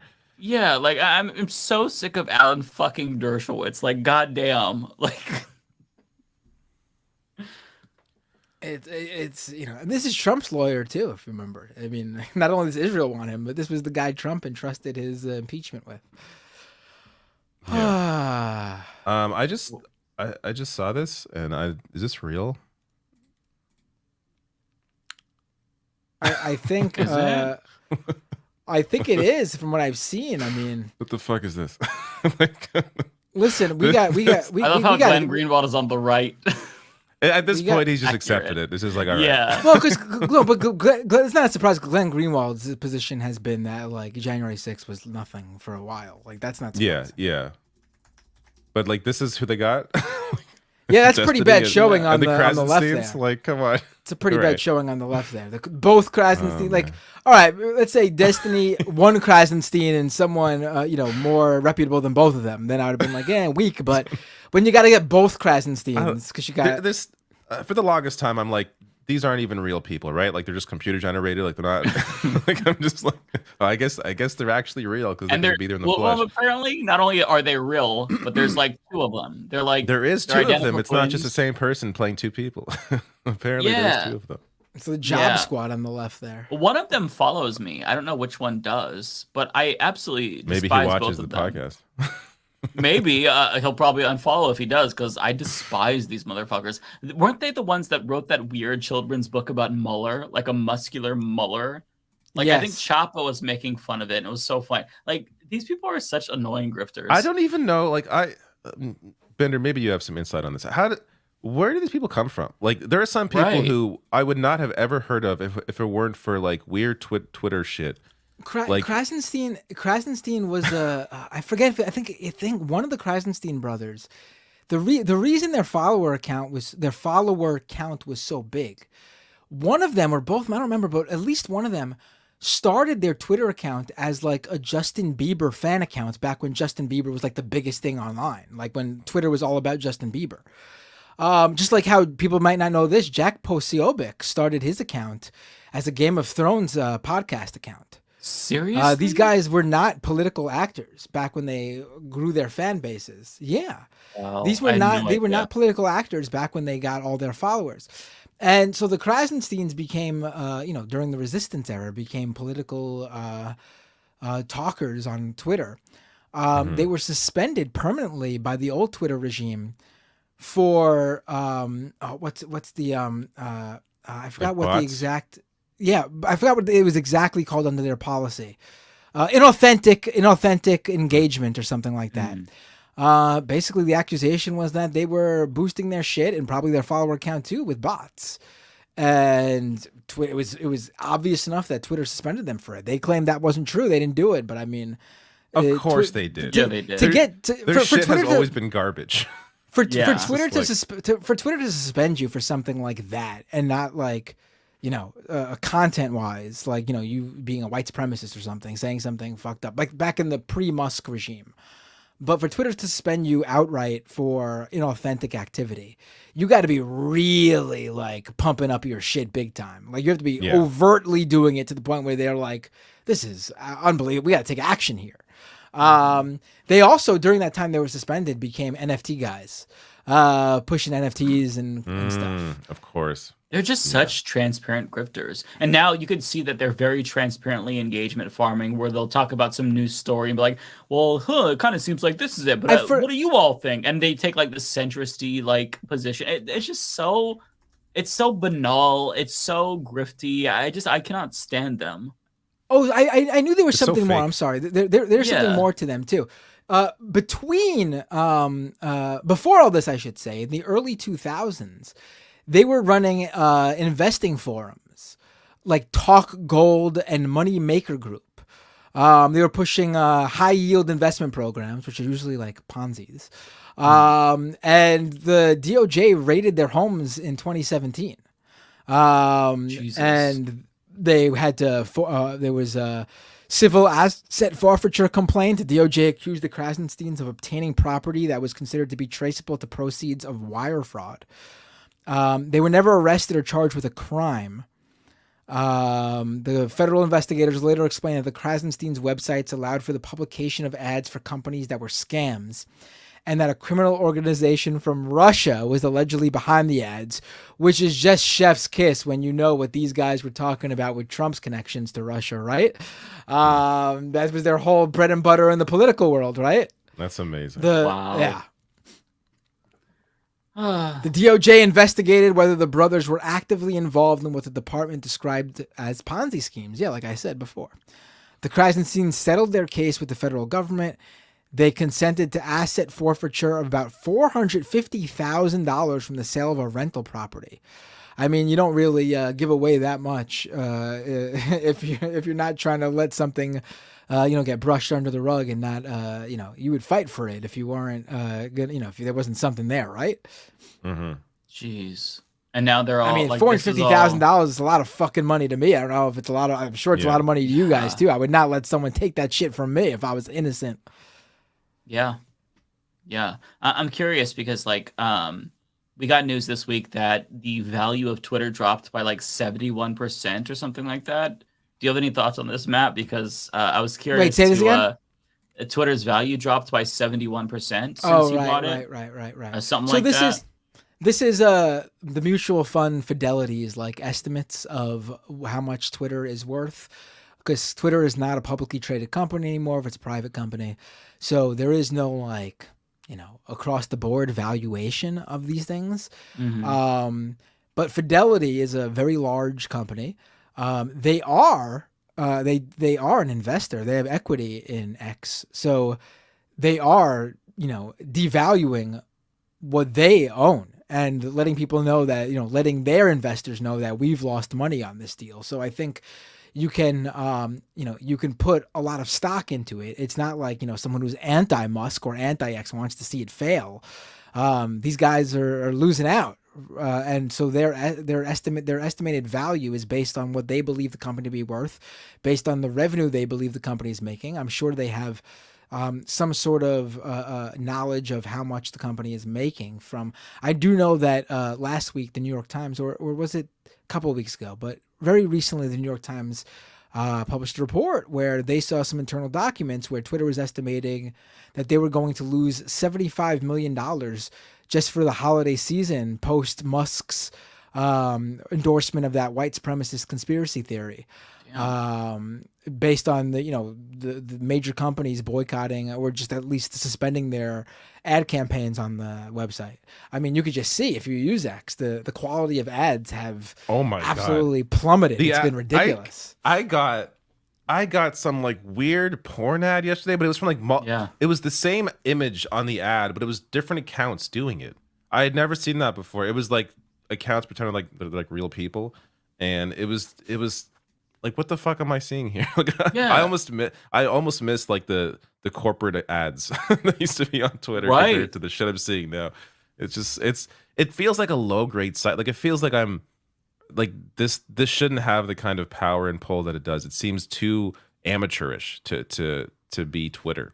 It's really right. It feels weird. like you're going on like one of those remember in like the early 2000s going like a Juarez site to download some illegal software, and like the software was something like so benign too, like you were trying to download like the new Sim City or something, but all the ads were for like the most like ridiculously over the top like porn and shit. It feels like that. I see better ads on porn sites than I do on Twitter. This is less tasteful. Well, like I got an ad today for a vibrator that also stimulates your clit at the same time. I'm like, oh, okay, this is new. I got an ad for Mike Huckabee's show that's now on Newsmax. There was an ad for like something, which also, by the way, stimulates your clit too. I got an ad for like this thing you put around your sink that like holds your sponge, and like there's a bunch of community notes underneath this ad that's like, this is a scam, this website is suspicious. Like, what the fuck? And then there was an ad, I didn't see this one, but somebody had screenshotted this, but it was like a girl, and like there's like a hand on her thigh, like very clearly like it's porn, and somebody just like talking about the quality of the ads. It's so ridiculous. It does, like, I think that's the perfect description, Matt, of like it being on one of those sketchy websites where, you know, they have like that fucking click here to exit, and there's like a fake X that you click to take you to the website. Like, it's just so wild to me. Well, it's so weird. I love that like people have like applauded the community notes thing, where like you could put the community notes on the ad because it shows like transparency. And yeah, I know it's funny to see that, and it's obviously good that like there is a disclaimer on it. But that's not like, you shouldn't give props to Elon Musk and X for that, because if they were an actual reputable site that's cared about their users, they just wouldn't run ads and accept money from scam companies to begin with. Yeah. Exactly. Like it's the bottom of the barrel. Like I have been offered like so many opportunities to run ads on my podcast and stuff, especially when scam economy was at its peak, when crypto was at its peak.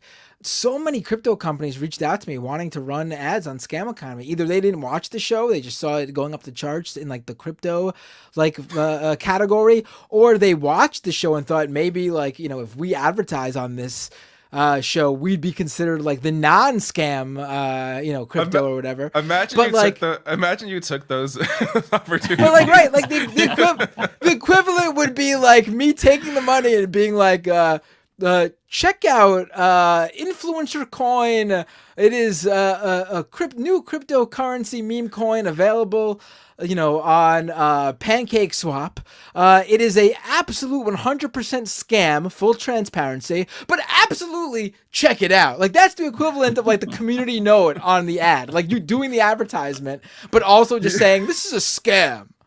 You should have almost taken those ads, like, just ironically. Like, just do those ads, take the money. It's like, everyone listening knows it's bullshit, but you get the money from those places anyway. Yeah, I guess I should have at least experimented with doing one like it would have been hilarious though. Right. But I don't know. I got too much integrity. Yeah, no, I wouldn't. It'd be funny though. And they probably wouldn't approve the ad too, because I'm sure they have to like vet the ad and vet your podcast beforehand. Oh, yeah, a lot of them I think want to do that. Yeah. I can't. Yeah. I'm so glad. I'm almost glad I do politics and I wouldn't do ads anyways. It just feels like I get emails and shit. Same. It just feels weird, especially like I could see it for live, like long podcasts, long form. I guess it makes more sense maybe, but especially for like short form videos, like a 12-minute video to do like an ad read. Yeah. For a 12-minute video would just seem weird to me. They already watch ads before they watch the video, so it just feels like so unnecessary and annoying. Yeah. If it was a product that I actually use and I find it very useful and I would on my own recommend it to people, I would absolutely do an ad for a company like that. But of course, those companies never come to you to offer you money to do an ad. And there's also the other layer of like the contracts and stuff where it's like, do I gotta get a lawyer now to read this contract? I don't want to do this shit. Like as a streamer, I use a lighting setup. I use a computer. I use a mic. When people ask me like, oh, I want to get into streaming, what's some good products? I tell them these products that I use because it's what I use to do it, and I think they're good products at doing what they do. So I would run an ad for those companies, but like I said, those are not the companies that come. We're not getting Shure that does these mics are not going to come to us and be like, they don't need people. Like the podcasters already use these mics. I went out of my way to not name the brand when I said what I was doing. I was like, oh, everyone knows what the hell this is. but if you want me to say your name, your brand name, you got to pay me. I'm sorry. The only one that was closest from me was Magic Spoon, because I actually do eat Magic Spoon and I really like it. But I don't know if I would like recommend it because it's kind of expensive and you don't get a lot. Like it's not a great. So it's like I don't know. Like, I don't want to like. Maybe it an feels honest fake. ad read is the best ad read though. Just be like, it's a little expensive, but maybe you'd like it. Yeah, and they probably wouldn't approve it though. They probably want you to like suck them if they, off. if they want to hear the read ahead of time, I'd be like, it's probably okay. Is it worth $11? No, but it's good. What is Magic Spoon? It's like adult cereal without the sugar, and it has a lot of protein. It's actually really great. Like I eat it not all the time, but I do enjoy it. It's one of those like, hey, I want some cereal. I feel like it's hopefully not an ad for Magic Spoon, but I feel like I just got a bunch of like what are those like save $10 from like off Magic. This is Spoon. some expensive ass cereal, man. What are you doing buying a $10 box of cereal? Right. Well, it's good for you. At Kroger, they have them on sale for like $8. Oh, okay. A couple of boxes. And $8 still. It's expensive for cereal, but if you're craving it, it does scratch that itch without like the sugar shit that makes me feel like shit. I wait for like the 2 for $5 Kellogg's deals at the Stop and Shop or something. Yeah. I wait for the sales at No Frills. That's what I do. The benefit is like that and Catalina Crunch, they have a lot of protein. So like if you get like a lot of protein bars or something, or you want like a high protein breakfast, it's a really great alternative. But like I couldn't recommend it because it's so fucking expensive. It's not something that you would have every single day.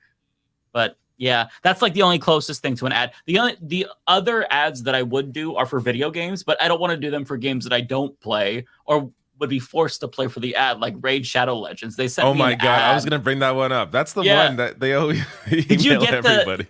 Did you get them asking you to do ads? Yeah, I don't even read my. Honestly, I stopped reading like a lot of emails now, like ones that clearly are not like they're trying to like push something on me, and then they always do the follow up like. Did you see my previous email, David? I fucking have like 8 of those in my box right now from this week. I hate those. This episode of Leftist Mafia brought to you by Leisure Suit Larry. Leisure Suit Larry, work your way up the chain of... Yeah, even Leisure Suit Larry probably is too good of a game to send out ads. Yeah, I would do a Game Pass ad read because I can actually recommend that legitimately. I would do an ad read for the Dark Souls games. Not that they give a fuck. I would do a about PlayStation. YouTubers. I would do a PlayStation Plus ad read. I get a lot of value from both PlayStation Plus and Game Pass. I've actually been super surprised by a lot of the games going on the PS Plus tiers. So see, I haven't checked because I didn't want to spend all the money up front. I know. Okay, but I play more on PlayStation than Xbox anyway. So. You just made me think of something. Speaking of video games and scams and low-level companies, what's the deal with all these mobile video game ads for like Ward of Towers and stuff? And they show this footage of what looks like a really fun game where like your character walks through like either the blue square or the red square, and you either gain characters or like XP, or you lose characters in XP, and like you build up and you're shooting like zombies or whatever. But then you download the game and it's just like a really bad like low level like SimCity or tower defense game, and nothing like the actual game in the ad. Like all the comments are always, holy shit, why is this not does this game in the ads exist? I would play the shit out of this game. Why doesn't anyone just fucking make the game in the ads that everyone wants to play? Because it's all mobile game, not all, but most mobile games are such fucking scams. So I don't know where I saw an ad for a really cool puzzle type game. And I downloaded that game and it is insufferable. I got through 3 levels and then you have to watch a 1 minute long ad. And then it has one of those, okay, click the X. And like, nope, that's actually taking you to the fucking app store to download it. And then every 3 levels, you have to watch a 1 minute ad. I'm like, who the fuck wants to do this? Let me give you $1 to not pay for ads. But they don't even have that as an option. They're just ad machines. That's all it is. So I deleted the game. And it was cool too. It was like a weird, like, it's a cube and you have to like clear the pieces, but you have to move one piece to move the other. It's like a little, I like those kind of fun games like that. No, the whole thing is just an ad. And like it made me furious because I'm like, man, mobile gaming could be so amazing, but it's nothing but like stupid fucking ads and predatory bullshit that they just ruined it. I'll tell you where it is. So there is if you have an iPhone, Apple Arcade, I think it's like $8 a month. Oh right, If you play a lot of phones on, if you want to play games on your iPhone, it's actually, to me, it's worth it. Again, if you play enough on your phone, because all those games, there's none of that bullshit, right? There's no ads. There's no paid DLC. All the games on Apple Arcade is like how it used to be when the App Store first hit, and there were like a bunch of games you could pay, pay $2 and you get the full game. It's kind of like it goes back to that. Like that's how it used to be. Because if you don't, otherwise, like it's what you say. All the games on the App Store, it's just like you gotta click through ads, or you got to pay extra to actually play the game properly. Right. But like whatever it is, like I think it's $8 a month. That actually pays for the games on there, and you actually have real full games. It's not. I've shitty. never given it a try. I have it. I'm pretty sure because I pay for like a little package with like Apple Music and storage. Then and you probably have it. Yeah. Yeah. This Rational National video brought to you by Apple Arcade. Apple Arcade, everyone, check it out. Great game. If they paid no me, ads. this is why Apple doesn't pay anyone for ads, because they get this fucking free shit from us like this. Yeah. They know how good their shit is. They don't need to pay anybody for ads. See, I would have just left out the brand name. If you have a mobile phone, you should open up and go to the mobile arcade feature on your phone. And that's where you can have the ad-free experience. If you have an Android, then you're really lost, because you're not going to find that. Though there may be an equivalent. I don't know. Oh my god, what else happened this week? I feel like this was nothing new really happened aside from the same terrible shit this week. I'm like today, scrolling Twitter looking for something. We found out that Trump he profited personally $7.8 million. It's like, is this supposed to be surprising, or is it 78 million? I don't even know. I mean, that's the problem with Trump news. It's just like, oh, he broke the law again. Oh, whatever, not news. Yeah, obviously. Like, no. This is why everyone's like, oh, Trump isn't so bad. It's because we're just inundated with all his lawlessness for 6 years. It's just normal now. It doesn't seem like a big deal anymore. Right. Meanwhile, like Joe Biden calls his son, tells him he loves him. Oh my God, we got to get him out. Got to get him out of office. He loves his son too much. It's like, he may have worked with Hunter to get him a job, and it's like, brother, Trump had his family in the White House. Like, what are we talking about here? It's so stupid. God. I gotta ask you, because David, you covered both of these last elections, or last few elections, I should say, like as long as I have been. This is probably the first presidential election where like I am just not nauseated hearing news about it, but just like I dread it. Like I did a video today for tomorrow about the election, and just like, just being in that headspace of the election and Trump and Biden just made me feel like almost depressed, where it's like, God, I'm just so sick of elections. Every election in this country is just shit, and there's shit candidates, and it never it's always worrying if we're going to fall into fascism. Like, it's just, God, it's so exhausting. When it comes to Republican primaries, the way I get through those is I treat it as like they're all shit anyways. So it's more like entertainment when it's a Republican primary. Yeah. Now, when it's like a general election, or where there's like, where it's more serious and there's an actual result, that's when you got to take a little more, seriously. And yes, that gets super depressing because you think about, November and what the fuck these two dipshits are going to be on the ticket. Like, it's not fun to think about. But for the the GOP primary, I wouldn't say I'm looking forward to, but I'm curious to see who's going to be in far second and third and fourth, like what that's going to look like. I can't even. I don't even know. It's like there's no race. Like, it's just Trump, unless he's like, I don't know, dies or something. Like, who knows? When's the first primary again? January 15th. That's the Iowa caucus. Oh. Are you serious? I thought it was like the beginning of next month. No, it's January 15th. I'm not even ready for this. Right around the corner, right? And there's like all this talk. There's like buzz, I should say, about Nikki Haley, because she's like in single digits within Trump in New Hampshire. Okay, let's assume she like pulls out a victory. She ekes out a win. He's still gonna blow her out of the park in her own state. And then like every other state, like there's no intrigue here. Like, I remember the 2016 primary. I had so much fun. Like, it was like I remember there was the memes about the GOP clown show. There was Trump just like shitting on Jeb Bush. Like, I had so much fun. But now it's just Bernie was like kicking ass on television and like in debates, and it was actually a close race. Right. There was something to actually watch. There was some hope. The horse race was fun. Yeah, more importantly, there was hope. Yeah, there was hope for the future. Things felt like it could get really interesting. I mean, I started covering politics on YouTube largely because of Bernie Sanders. Like I had already, like, before then I'd been in the Green Party and did that whole thing. But he was like a massive inspiration for me. So like I covered politics because it was, to me, I wanted to cover like the hopeful side of like, what is possible, what could happen. And then that's still kind of, even after Trump, I mean, after Trump won, it was definitely, there was a turn there for sure. But there was still like, okay, if the world can survive these 4 years of this clown, Bernie's coming back. Hindsight is 2020, baby. And then I feel like once COVID hit and Bernie dropped out, that was like the end of, like, I wouldn't say the end of the world, but it was like the end of like electoral politics in my mind. It was, at that point, it was really about, all right, it's really just like worker power, unions, like that's the focus. That's the only way anything's going to ever happen. And yeah, like elections now, to me, and I really should have seen this the whole time, but you learn as you grow. Right. It's really just stopping the bleeding in as much as you can. Like, elections are really just the lesser of two evils. That's what it is. So as long as you accept that's what it is, then you can kind of focus on more important things when it comes to real news about unions and just other stories, and culture stories as well are also important.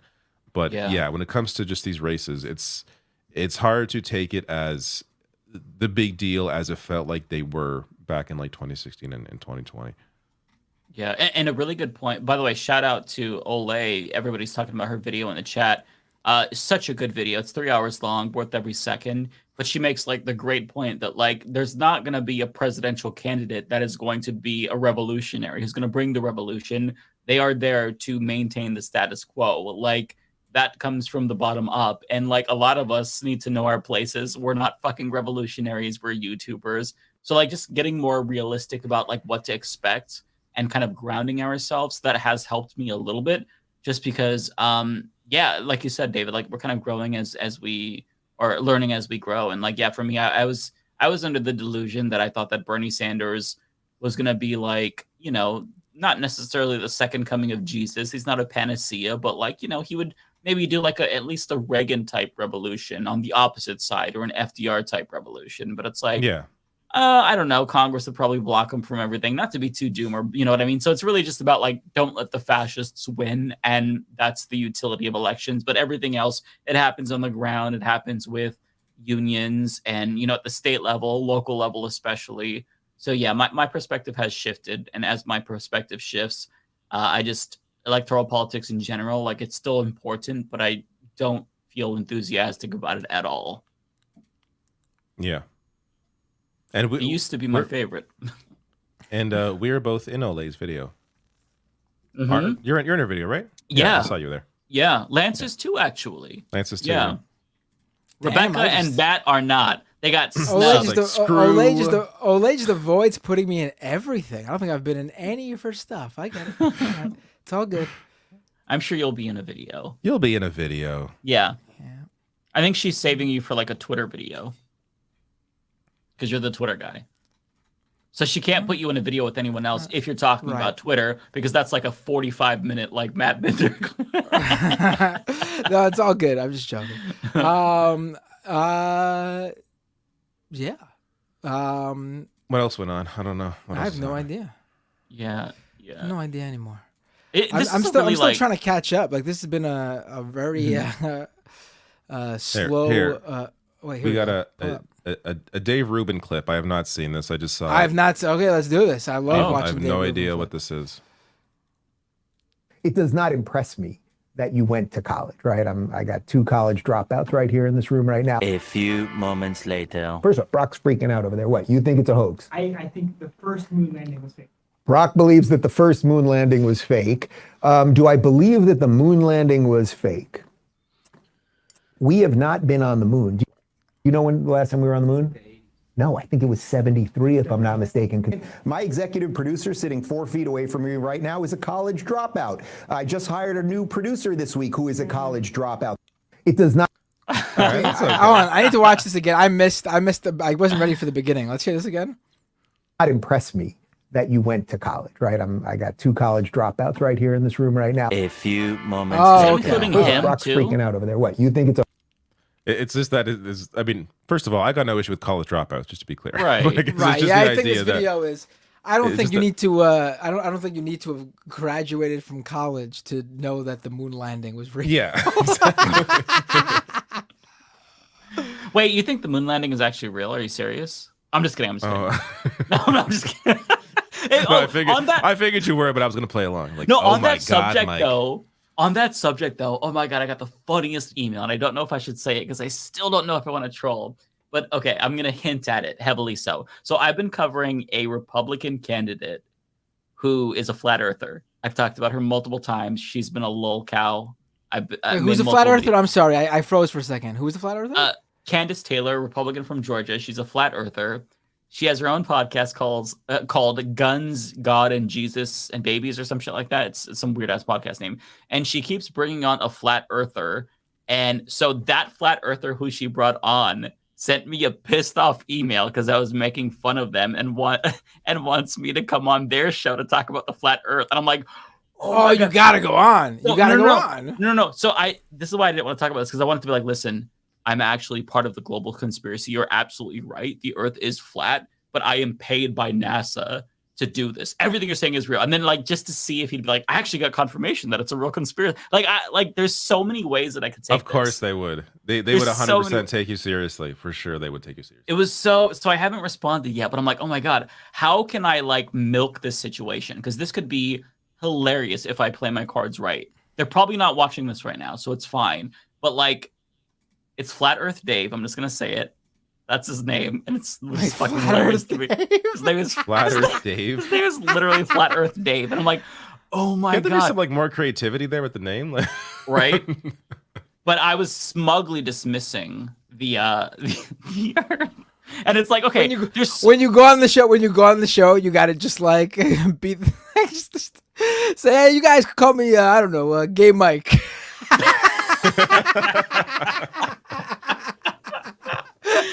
Oh God, it's so funny, and I forgot like what their email says. It wasn't like super long, but it was like a huge block of text, and it's like, God damn, I pissed you off. And it's like, you have no proof, and I was just gonna like drop the picture of like from Earth that they took during the Apollo mission, like, here you go, bro, have fun. But it's like, no, I can't do that, because that's just like, I don't want to actually debate them. Like, I want to find some way to like, I don't know, I guess solidify the conspiratorial thinking of this person, because they're already too far gone. So like, why not make them think I'm somehow in? But then if I go too far and he thinks I'm like a globe head plant, then maybe he'll come after me. Like, this could get crazy. So I'm still mulling it over. Yeah, this is her? Such a good. Let's check this out. This is a parody of it. I'm not a. Whoa. Oh, it's a parody. I don't want to watch a parody. I want to watch actual. it's a her. parody. I don't want. I want to hear. Yeah, I don't care to see a one. parody. Yeah, It's still good. So I have like, I did a video on this recently, which is after I got emailed by the flat earther, and it starts the clip with her talking about the flat earth, and Wait, she's is this her? responding. Yeah, this is her responding to that parody. So watch this and then watch the parody. I'm a Christian. I love Jesus. I am a woman. I'm created perfect in the image of God. And I know who I am. I'm firm in that. I've never said the earth was flat. I've never said that I was a flat earther. Never, ever, ever have I said that. I did not say that globes were fake. I never said that. What I said was that NASA taking billions of dollars every month of our taxpayer money and funding something that we do not see any progression in. If the earth is a globe, which we've always believed the earth is a globe, and we believe that, why do we see globes on all the TV shows, on all the movies, and all the stores? Why are there globes everywhere? Why? Because it's propaganda. It's propaganda for us to be okay with NASA spending billions of dollars of our taxpayer money to fund whatever they want to fund. That does not mean that I'm crazy. That does not mean that I'm unethical. That does not mean that anything that a radical liberal, psychotic girl in Atlanta who did a parody on Now we gotta watch the parody. It's so good.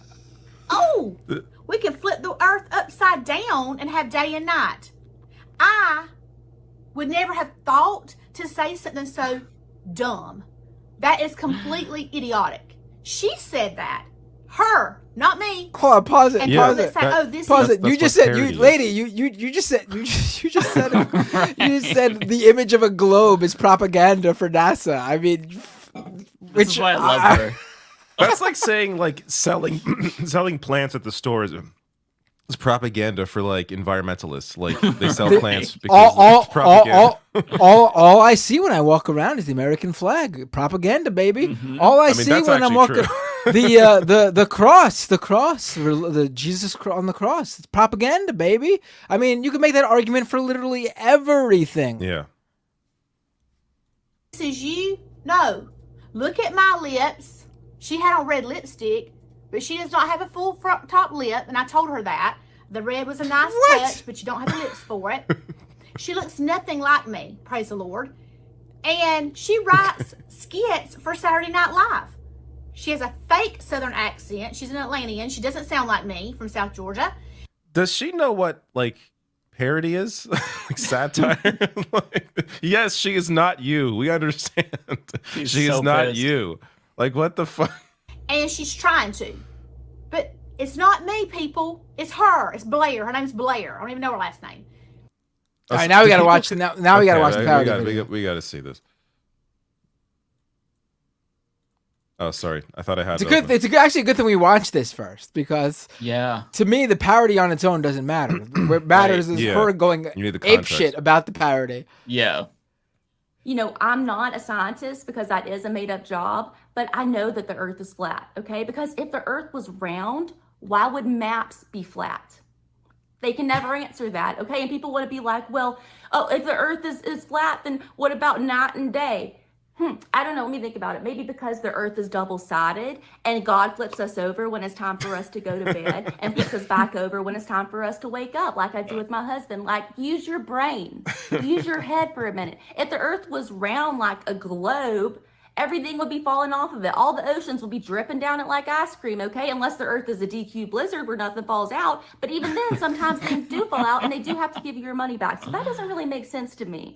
They're trying so hard to make us think the Earth is a globe. I see globes on TV, globes at my children's school. I saw a globe at Hobby Lobby, a place of worship. Hobby Lobby, there was a globe there. I mean, if I were a normal person, there would be a globe behind me, but I have a rotary telephone that's not hooked up to anything, so Bill Gates can't track me, okay? Because I'm using my head. That was good.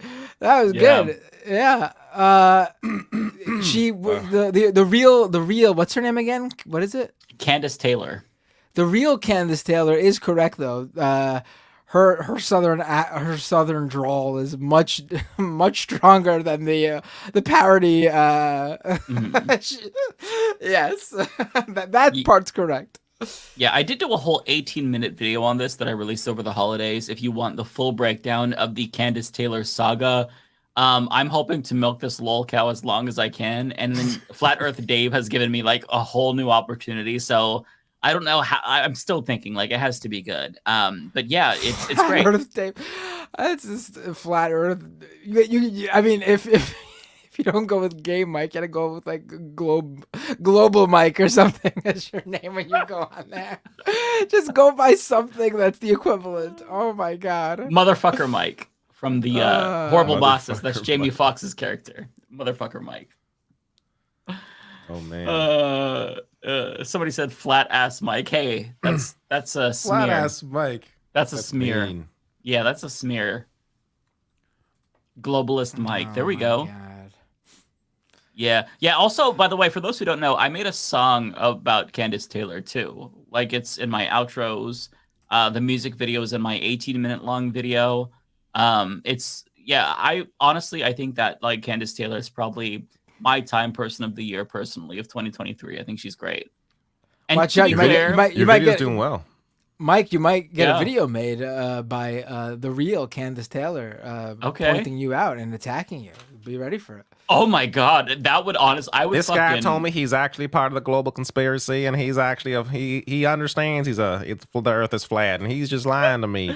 if she made a video about me, I don't my head would explode. I'd be so happy. It'd be pure bliss.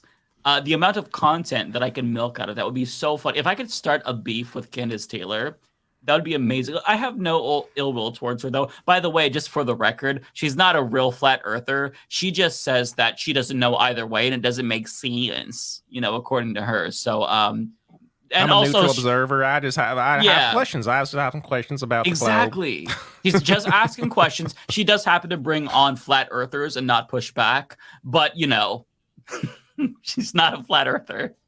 Just raising questions. So funny. Who knows? Yeah.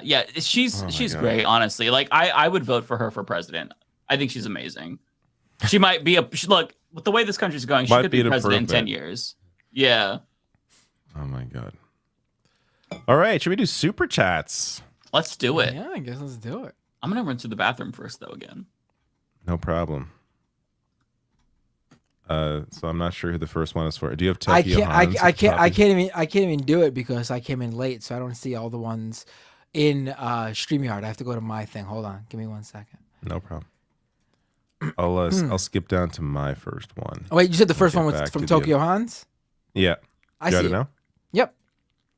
So Tokyo Hans with 5,000 yen. I don't know how much that is in US dollars, but 50 cents or something like that. $5. Thank you, Tokyo Hans. Happy New Year, all. 2023 was horrible for me and had hope for 2024, but January 1st, 7.6 earthquake. Major rail closed, but airport's okay. January 2nd, plane crash at major airport. Airport's closed. January 3rd, mass stabbing on main local train line. Lines closed. Under bed till 2025. Yeah, Japan has been going through some crazy, but January 4th, today, I don't think anything happened, right? All good? Maybe this is when your new year starts. Maybe this is when 2024 starts for Japan. Yeah, that's crazy. By the way, it's $34, so that's quite a generous wow! Thank you, donation Tokyo Hans. That is, yes. Oh wow! Happy New Year, Tokyo Hans. And no, really, maybe this is just the world getting everything bad that's going to happen in Japan out of the way up front, and the rest of 2024 smooth sailing from here. We can only hope. Yes. Is this for you? If not, it's Mike. No, this is not for He's back now. There you go. I'm back. I believe this is for me. Let me pull them up. Yeah, that one's for me. My first one. Cosmere Dragon 2024. Wow, thank you so much.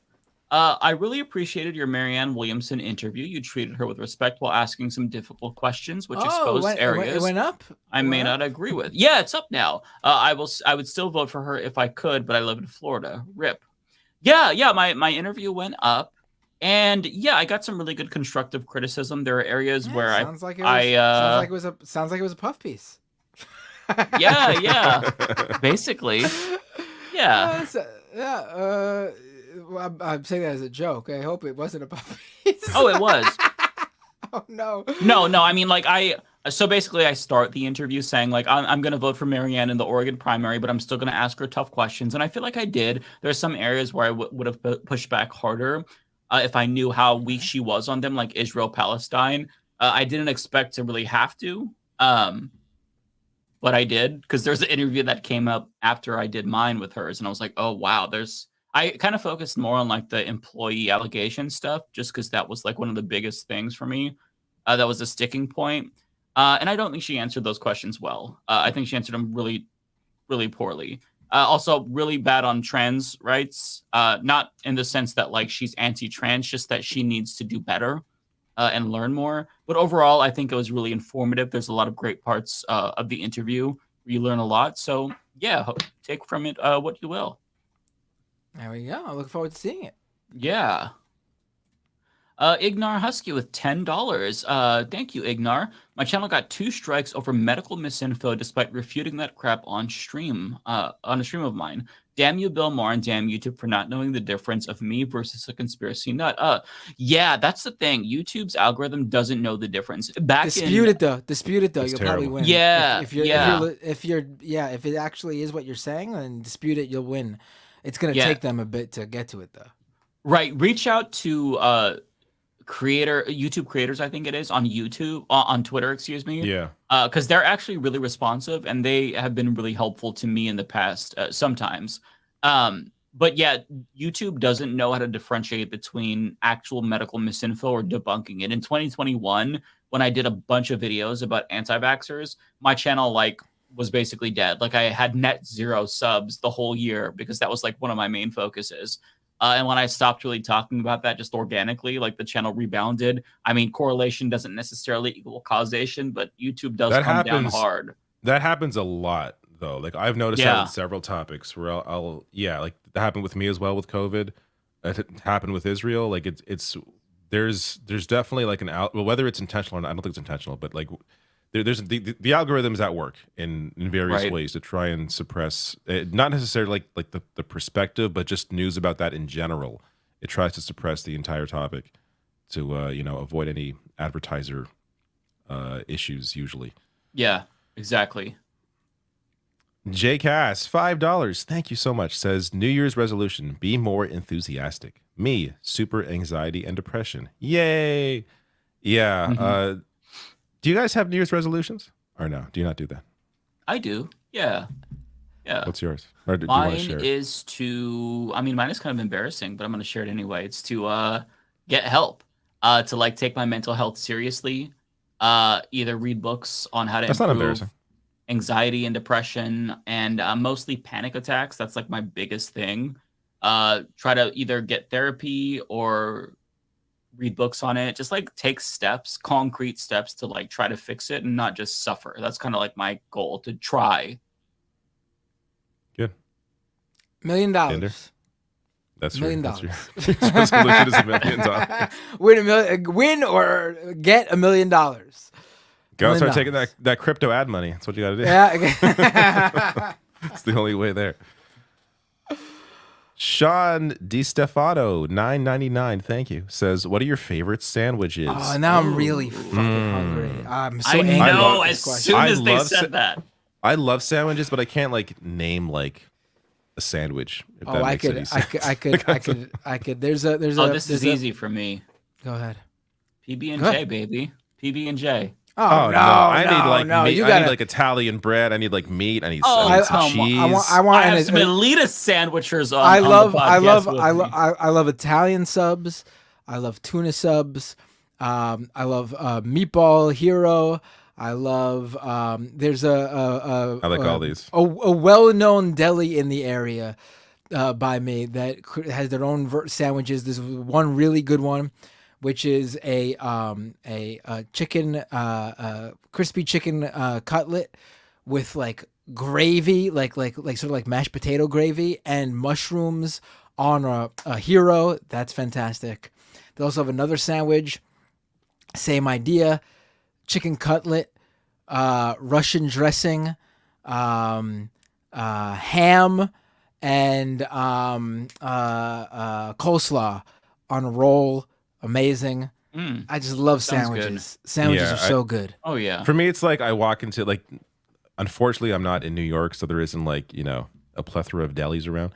But like for me, it's I'll walk into a place that has sandwiches and just look at the menu, and it could. I like variety, so I'm never like just picking like one sandwich. I'll try one, then I'll try a different one. I like to mix it up. I like spiciness, so anything with some spice is always going to be one I'll probably gravitate towards. Or I like things like olives on my sandwiches. So if one has like black olives or green olives, I'm like, yes. Or even just making your own sandwich. Like just buy some deli meat. Bread is really important. The bread has to be fresh, has to be really good, crispy on the outside, but like soft. Oh, on I the don't inside. even. I gotta add an addendum here. Unlike David, I don't give a shit. A McRib is a sandwich for me. I fucking love it. You put any sort of meat between two pieces of bread, and I'm down.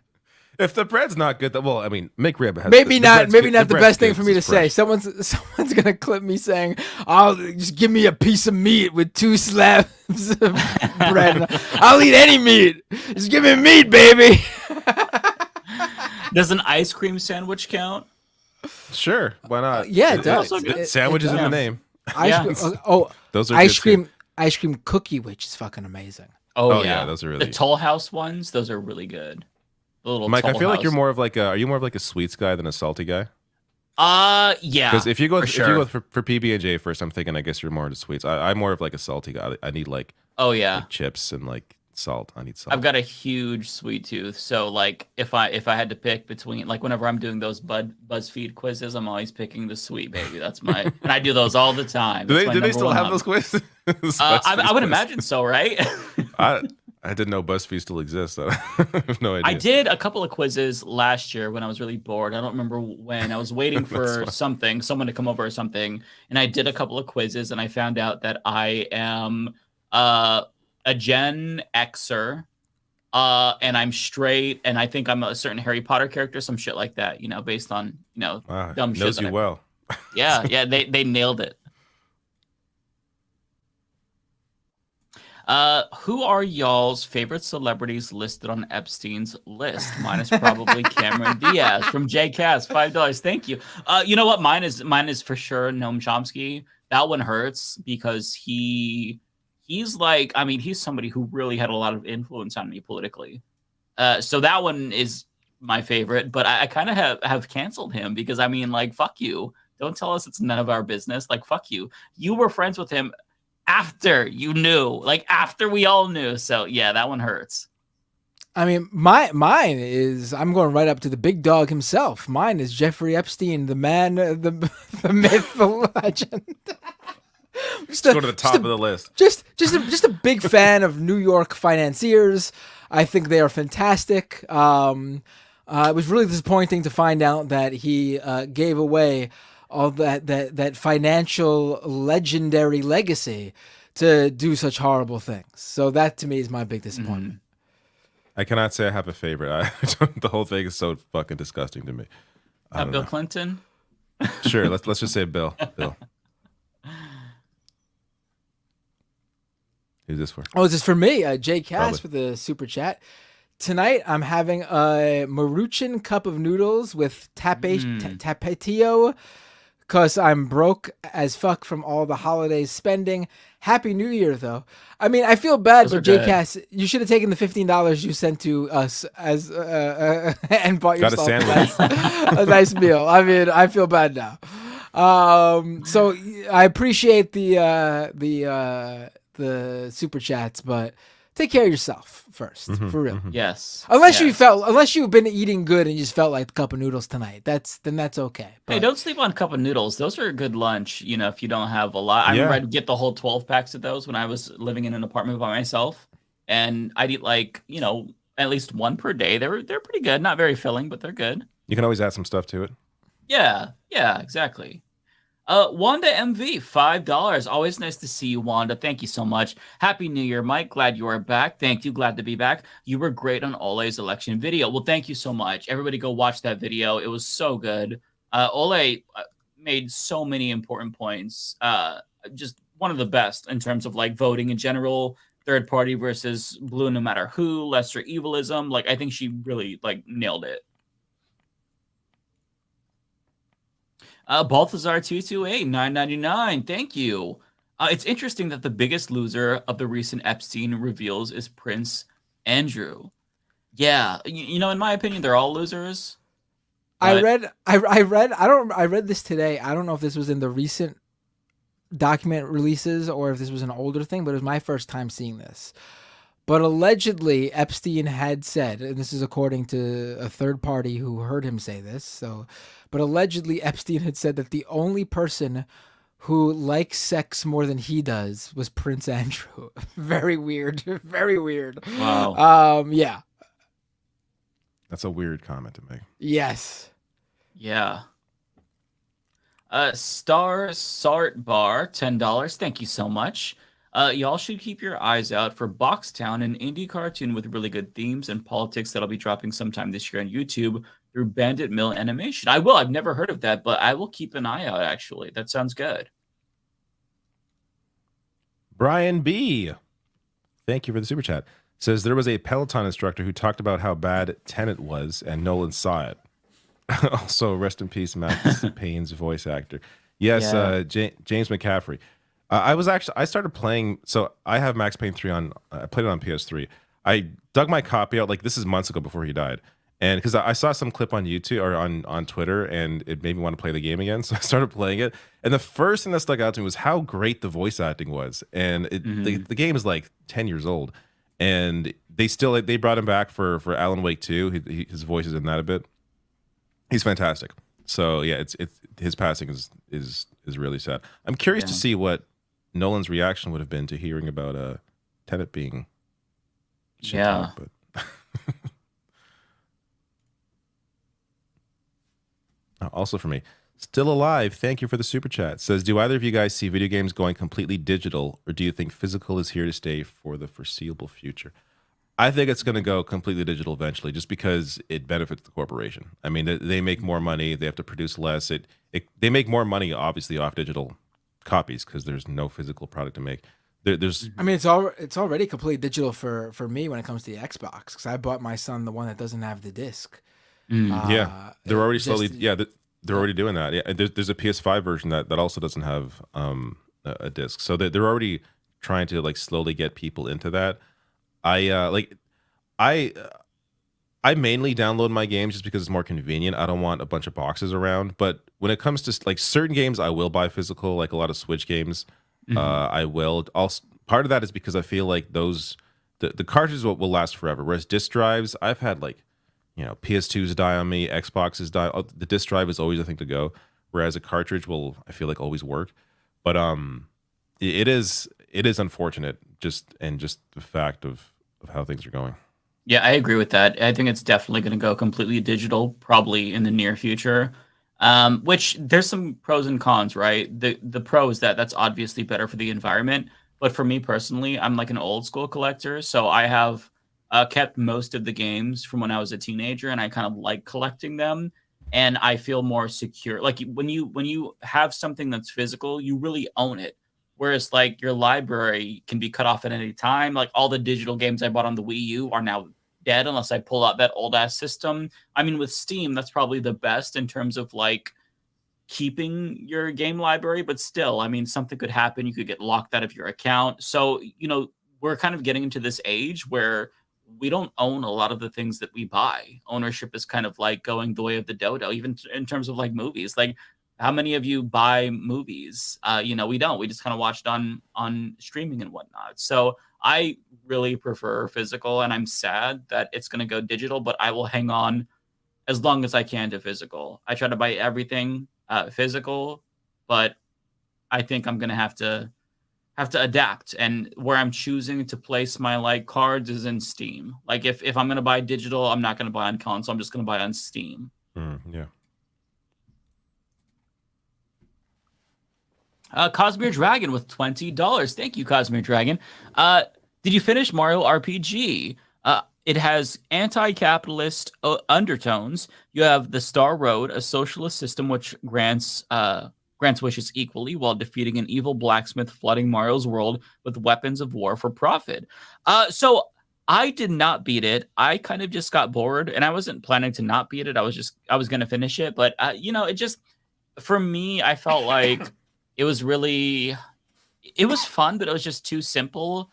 And typically I would like it, but it just wasn't catching my attention, so I kind of ducked out. But I do see the charm, and I do appreciate like the nostalgia element, because if I played it when I was a kid, I know for sure I would love it. So there's that, like, a lot of people are happy to see it remade. But yeah, it wasn't for me, but it wasn't necessarily bad. It was just kind of one of those games that I wasn't really in the mood to play.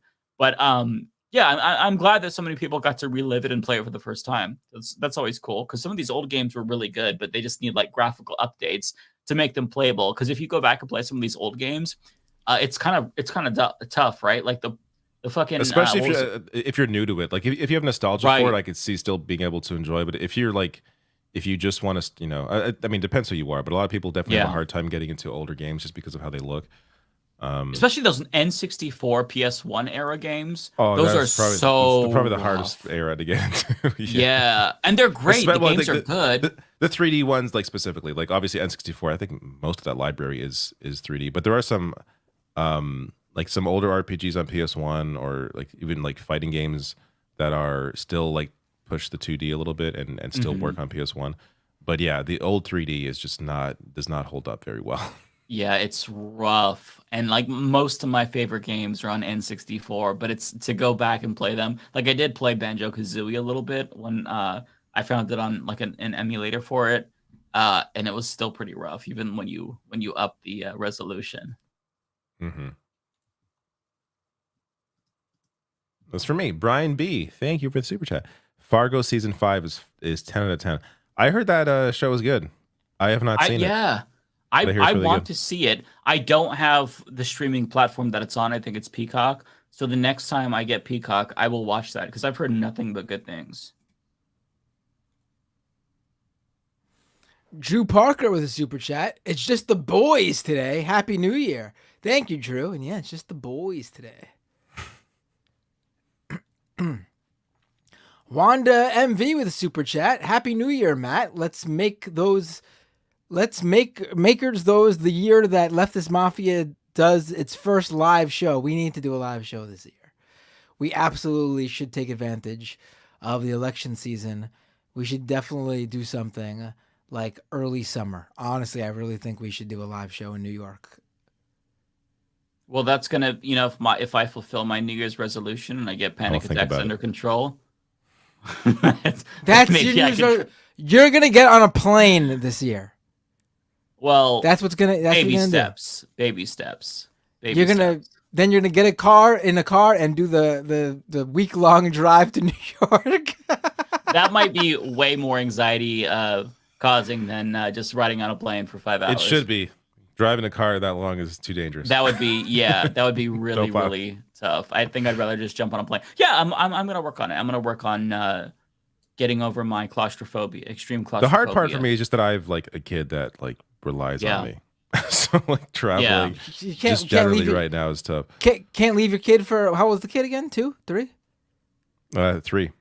Can't leave the kid for 2 days on a weekend? No? I mean, I probably could. I mean, I'm not saying leave the kid by themselves. Yeah. Just let them take care of themselves. No, I got family. I got family that loves him. Or bring the kid. It's a lap child on the plane. That could lap be your child on the podcast. That could be the comp ticket for the venue. Yeah. So he'd be a good replacement for Mike. He's just like sitting there like chiming in occasionally with some jokes. I mean, I'm trying to think of I would respect that as a replacement for sure. I'd be fine with getting on a plane and going to where any of you guys live to do this show, but I'm thinking like in terms of audience, we probably in totality New York makes the most sense. Yeah. Yeah, we will discuss. So Ren. And then they'll kick off the tour, in which will be gone for 4 weeks. A new city every day. A new city every day. Yeah. Selling out stadiums. Sounds amazing. I mean, we do it during the summer. The kids don't have school. We'll get a tour bus. The kids join us. It'll be fun. Meet everyone's whole family. It'll be a whole fun excursion. We should do it. I could tell you really wish you were in a band. Yeah. That's what that sounds like to me. Matt, but I would only tour groupies. I would only tour during the summer though, because I'd seriously take my kids along with me. I wouldn't be able to leave them for. It's gonna be hard being away for 5 days for CES, honestly. Yeah. Oh, you're out for 5 days. Well, it's weird because I'm going to CES this weekend, and it just so happens that the last day I'm at CES, the next day, a family member is getting married in Austin, Texas. So from Vegas, I'm going to Austin for a couple of days, and I'm meeting my family, like my kids there in Austin. So it's 4 days in Vegas, but they're not getting to Austin until an extra day. So it's 5 days away from them. Wow. Oh, this is for me. So Ren, $5 super chat. Thank you. Says, loved your video on the Tetris kid. He did something that no one had done ever for over 30 years, only to have some loser tell him to touch grass. Did you guys see this story? No, I did. The kid beat was the first ever human, because it's been done apparently by a computer before, but the first ever human to get so far in Tetris that there was nothing left. There was no more there was no more he hit game to play. Yeah, he hit the kill screen, the first human ever. So that, anyways, go watch the video for more explanation. But there's like a 13-year-old kid. 13-year-old kid. Yeah, 13 years old, and there's a reason. Like there's a reason why it hadn't been done for 30 years. Like there's a lot of like different new techniques that were discovered in order to get past certain parts of Tetris that they didn't know before. And then after the AI hit a kill screen, they all realized there was a way to actually get to the end of Tetris. So after that was kind of like a race to get there. And yeah, anyways, amazing story. This kid, the first person ever, and then this fucking shitty news anchor at Sky News, like says like go outside, like just like fuck off. Yeah. Like this person reading news off a teleprompter, trying to belittle someone's like insane accomplishment that no one has ever done before. Like it's just a typical like a lot of mainstream. I wouldn't say a lot is like this now, because I think that this story's actually gotten a big, and she's the only person I saw like belittle it like this. But there still is sort of this like sentiment about games where it's like, if it's a chess player breaking a record, it's like, oh, awesome. If it's someone who played a game and did it, and then it's like, oh, fuck off. Yeah, that's for little kids. Gamers face more prejudice than any other marginalized group. That's right. We are the most marginalized. Gamers will rise up one day. We will. We will. We will take over. We will overcome. Matt, hold on. Angelin de Bagschegi. I'm sorry for messing up that name. Matt, I have a limited edition The Boring Company hat that Musk issued. I could send you if you wanted. Are you serious? I would love it if you don't want it. Only if you don't want it. I would absolutely wear it on stream. That'd be hilarious. Oh my God. Wear it to CES. Well, it's a bit late probably to get it to me for CES. I'm leaving in 2 days, but I would definitely wear it on the stream for sure. That's awesome. I saw someone say, "Oh, we're not going to see Binder till the end of the month." No, just next week. I'll be back. I'll be back home in New York in time for the Iowa caucus on the 15th. So I'm only not doing a show next weekend, and I'm going to be missing Majority Report and Leftist Mafia next weekend. But that's only 1 week. I'll be back.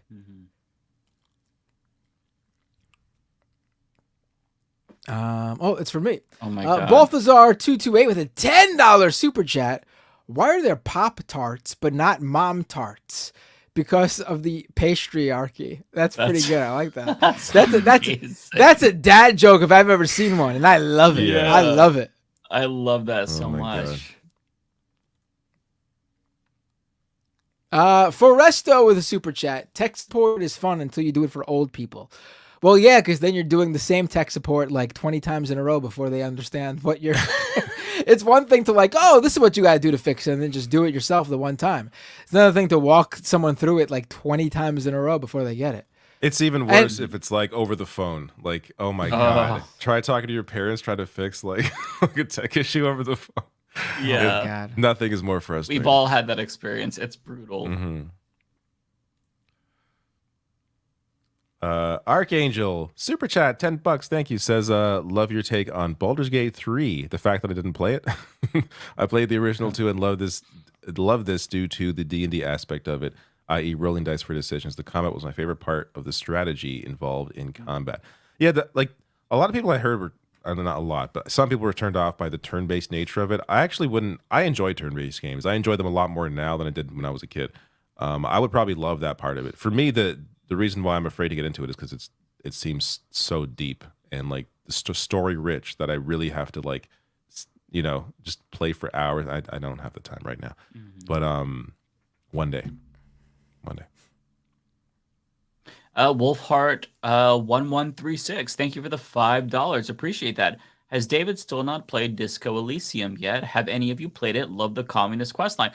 So what David explained with Baldur's Gate 3 is my same reasoning for also ducking out of Disco Elysium after a couple of hours, because you could tell that it's going to be great. The narrative is incredible, but it's one of those where you really have to sit there and dedicate so much time and mental space to. And my preference for games is to just kind of play something not necessarily shallow, but something to where I could listen to something else. Like I'm okay with a story game if it's like in quick bursts, like Spider-Man 2. Like you kind of just play it, there's a cutscene, and then you move on.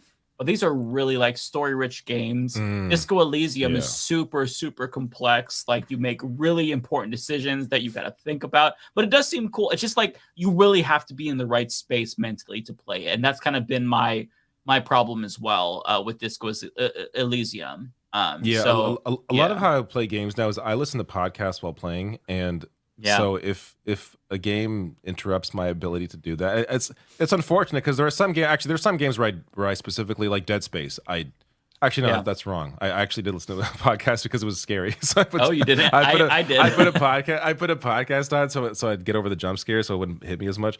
But I can't think now, but there were definitely other games in the list. Alan Wake 2. I was just in on Alan Wake 2. I didn't want to so there were games like that where I'll just focus. But Disco Elysium, I made the mistake of getting high and then starting Disco Elysium, and you cannot do that and expect to get into the I was just like, this is way too much for me to do right now. And so I played like 20 minutes, was like, I can't play this right now, and just never got back to it. It also feels like, to me, a game that is best played on PC. And I'm not a PC gamer. I have a Mac, and it might run on a Mac now. But I have the PS5 version, and it feels weird playing that game with a controller. It's one that I hear is so good because of the way the story plays out. But I'm going to have to put it on the back burner for now. I will get to it at some point. That's for me. Lawn Gnomes, $20 super chat. Thank you so much. Says Spider-Man 2. Actually, you deserve a 1 and 0 and 2. That's the best I could do. Spider-Man 2 game has a budget of $300 million, and the latest MCU Spider-Man movie had a production budget of $200 million. Seriously? What games / movies would you fund sequels for instead with that $500 million budget? I would do original property. Part of the reason why the Spider-Man 2 game budget was so massive is because of the amount of money Sony has to pay to use Spider-Man. That's like a massive portion of that, and like I forget what the budget on Ratchet and Clank was, but it was like a fraction of that. I would not fund. So wait, you're asking would you fund sequels for? So if we're just doing sequels, I mean, I got to sit and think about that one. So I don't have any movies in mind. I'm not too much of a movie buff. Games, I just want a SOCOM 2 remaster. I was massively into SOCOM 2 on PS2. It was like the first online game I was really into. That the way those maps were designed, the way the game, the shooting may not hold up now, but just bring those maps back, update the mechanics. A SOCOM 2 remaster is like all I really want in terms of a sequel. Anything else for me, I want to see original stuff. I don't know. Mike, anything for you? Yeah, that's a hard question because I don't know. There's a lot. Maybe like a really good sequel to like Banjo-Kazooie or like a 3D Donkey Kong. Like I'm very like nostalgic for the Nintendo 64 era, so like maybe a revival of one of those really big games. But it's hard to say. I'm pretty like, I don't know. My tastes have changed over the years, so I don't know if like a 3D platformer would hook me like it did in the past. It's hard to say though. I want to see new Jak and Daxter games. Bring that would be cool. Back. Yeah, I was really into Jak and Daxter back then. Or Sly Cooper. That's another. Sly great Cooper was series. great too. Yeah, also great. Yes. Yeah, they stopped doing those, but Insomniac kept doing Ratchet and Clank, which is interesting. Yeah, that last Ratchet and Clank was a 10 out of 10. That was so good. Oh, fantastic game. Amazing. Yeah. Game. Still one of the best games on PS5, I think. Oh, absolutely. So ran with a super chat. I'm a shoe salesman. Let me tell you in chat. It gets so much more disgusting than you can imagine. Maybe I'll call in sometime to share. Oh, this is because we were talking about feet before, right? Oh, yeah. I don't know why, but like the being a shoe salesman seems like such an old fashioned way to put it. I'm a shoe salesman. But I know what you're saying. You work at a shoe store and you get people to try on shoes. Well, I'm a cobbler, and let me tell you.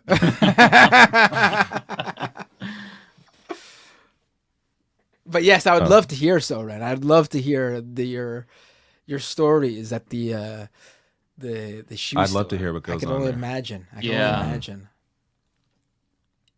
Narrative Dude with $9.99. Thank you so much for the reason why I don't believe in God. Yeah.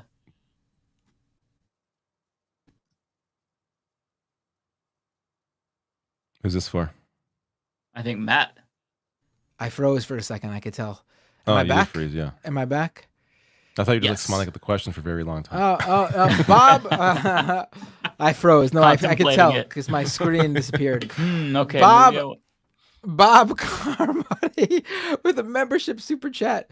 We demand WikiFeet postings from everyone on screen. Not gonna happen. Well, not everyone. Uh-huh.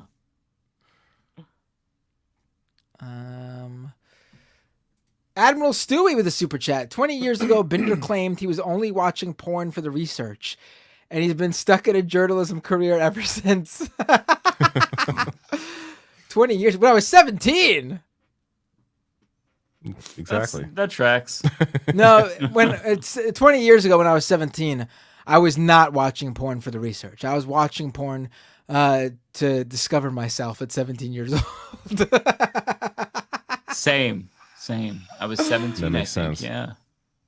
I've never watched porn ever. You guys are disgusting. Next question. You're just too kind-hearted. I believe you. I'm too kind. Too pure of heart is the better. Right. Sorry. For Resto with a super chat, I don't understand how there aren't more people on XXX stream sites streaming themselves playing XXX games. Easy way to make money without being nude. Well, there's not that many. That's a great point, actually. XX games. So I didn't know that's. Maybe are there that many adult games? Yeah. On Steam, they're always like on the top sellers. Like there's a ton. Really? Yeah. So many. I mean, they're all garbage from what I hear. Yeah. Do adult sites? Can you make that much money on adult sites though? I know, like being a porn star, you can make a good amount of money. I feel like why not just play? Doesn't have to be XXX game. Just play video games as a porn star. You could probably make money just doing that. Like play good games. Yeah. Don't play shitty games. If you're already an adult star though. Like, yeah, if you're already in one, yeah. Probably. But I mean, like, instead of like, if you like, do people who just stream like amateur content on like Pornhub make that much? I didn't think there was that much money in that. Maybe I'm wrong. I don't know. I'm not sure. I mean, there's so many. I would imagine I can't imagine. I'm sure there are people who do, right? But yeah, there are people who do, but there's so many of them. I'm sure it's hard to break through. Yeah. Wanda MV, thank you for the super chat. Says, Happy New Year, David. You were great on Olay's video. Wait, what is that little OBJ? How do you even do that? What is that? I don't know. You were great on Olay's video. You were great on Olay's video. There's probably an emoji there or something. There's not. It's the same thing in the text. Really? On YouTube. I don't know. I've never seen that before. Thank you. Yeah, that was recorded. I'm glad she waited a bit to release that, because if she released that, a couple months ago, it probably wouldn't be good timing. But yeah, we shot that, or she recorded that interview with me, like I think late August. But yeah, it was a great video, and absolutely check it out if you haven't. Rick's Americana with a super chat. Matt, talk about the SEC's approval of spot Bitcoin issues. I don't understand it, and it seems important. Well, it hasn't happened yet. The SEC has shot it down every single time there's been an attempt to. Oh wait, are you talking about the ETFs, or hold on? I might be out of the. No, these are just rumors. No, so this is what you're talking about. I mean, I see that the rumors say that it's likely, but I've seen this so many times where the SEC. So we'll talk about it when it happens, because right now it's just pure speculation, and it makes no sense to talk about it if it doesn't even exist. But I will definitely bring it up if it happens. Basically, it's a way to give, because I don't want to not answer your question at all, But to give you a quick summary, it's a way for people to speculate on Bitcoin without actually buying Bitcoin. You would buy like a stock on the stock market that's invested in Bitcoin, but you wouldn't own Bitcoin yourself. It's a way that crypto people, Bitcoin advocates, think will legitimize Bitcoin. It's SEC shot it down every attempt to have it happen though so far. So we'll see. CD with a $10 super chat. Thank you. Says, have either of you seen the interview Cenk did with Roland Martin a few weeks ago? I did. It was pre-Fetterman Gate, and Cenk could not make a great case for progressives gaining ground in elected offices. So I wish I can go. I wish I should have wrote down what I was thinking while watching that. So it's like an hour. It's like an hour. So I mean, I didn't sit down and watch it. I was like doing other things and watching it. But because I was just curious, because I always I enjoy seeing Cenk on other shows because there's always confrontation. There's always like disagreements, and it's entertaining often. So him and Roland Martin were like really like they were arguing, and yeah, so he wasn't. Cenk didn't come off well in that interview, but Roland Martin was trying to basically say a phrase often uttered. Cenk didn't come off well in that interview. Well, it's just that but I would say Roland Martin didn't either. So Roland Martin was trying to pin down Cenk on the idea that a progressive or left wing agenda, that like Martin was saying a left wing agenda would not be electorally successful because we have not seen it. So he's basically saying that it wouldn't be that what Cenk is trying to do, or the case in Cenk's book that Cenk is trying to make in his book apparently is that the progressive wave is coming and we're going to take over whatever the country. So, but the thing that Cenk didn't say that I think was an easy layup and things that he has said before, I'm sure, that money is a big issue in the primaries. When you have a ton of money against left-wing candidates in primaries, that is a big part of the reason why progressive or left-wing candidates don't win the primary. The primary is the real battle there. Once they get to a general election, oftentimes, as long as they still have some support and money behind them, they can and do win those races. So I don't know why Cenk didn't try and make that point. It seemed so he didn't look good because he's not because Cenk's trying to say, hey, a progressive way is the way you win, but Roland Martin's saying, where is it? Where are these people, except for in certain districts like in New York? Where are these people? How are they taking over? He basically saying there isn't one senator yet, except for I guess Bernie Sanders, that has really won on that agenda. And there was just, I don't know. It was a fun, entertaining watch, but it was also kind of frustrating because they were both talking past each other. No, I see what you're saying. I mean, it sounded like they both had points, but I guess they didn't get to where they were supposed to get. No, and it was those points. No, and it was mostly about Cenk's book. Like he didn't even talk much about his run, though he would bring it back to his run and act like he's going to be the first one to do it. But you can't. Again, it's hard to make that case when the one time you ran, you came in sixth place in a congressional run. It's I don't know. I have nothing against his run because it's not hurting anybody, right? But it's just it's odd to try and act like the success of progressives hinges on your victory against Joe Biden. Cenk Uygur 50 state sweep coming up.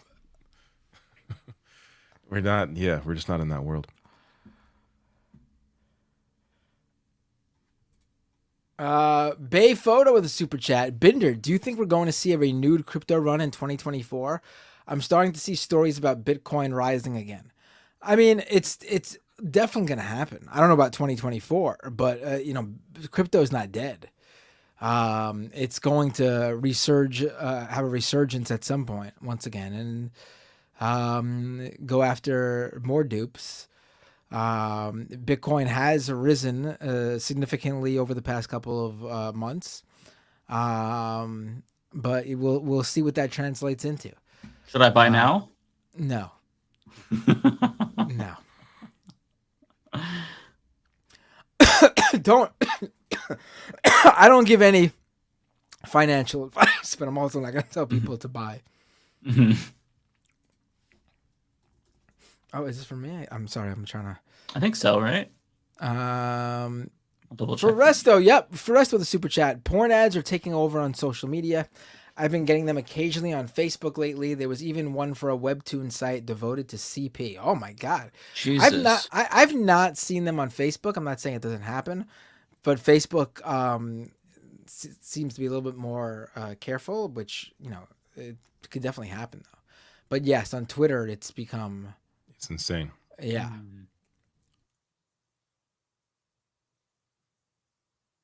Oh, Matt, you're frozen again, Matt. There, you're back. I don't know. Do you hear me? Yeah, it's always like 5 to 8 seconds, and you're back every time. Yeah. I don't know why it's been happening so much today. I'm gonna have to reset my router. Balthazar 228 with a super chat. We all know Matt's making himself eggs Benedict every morning with truffle hollandaise.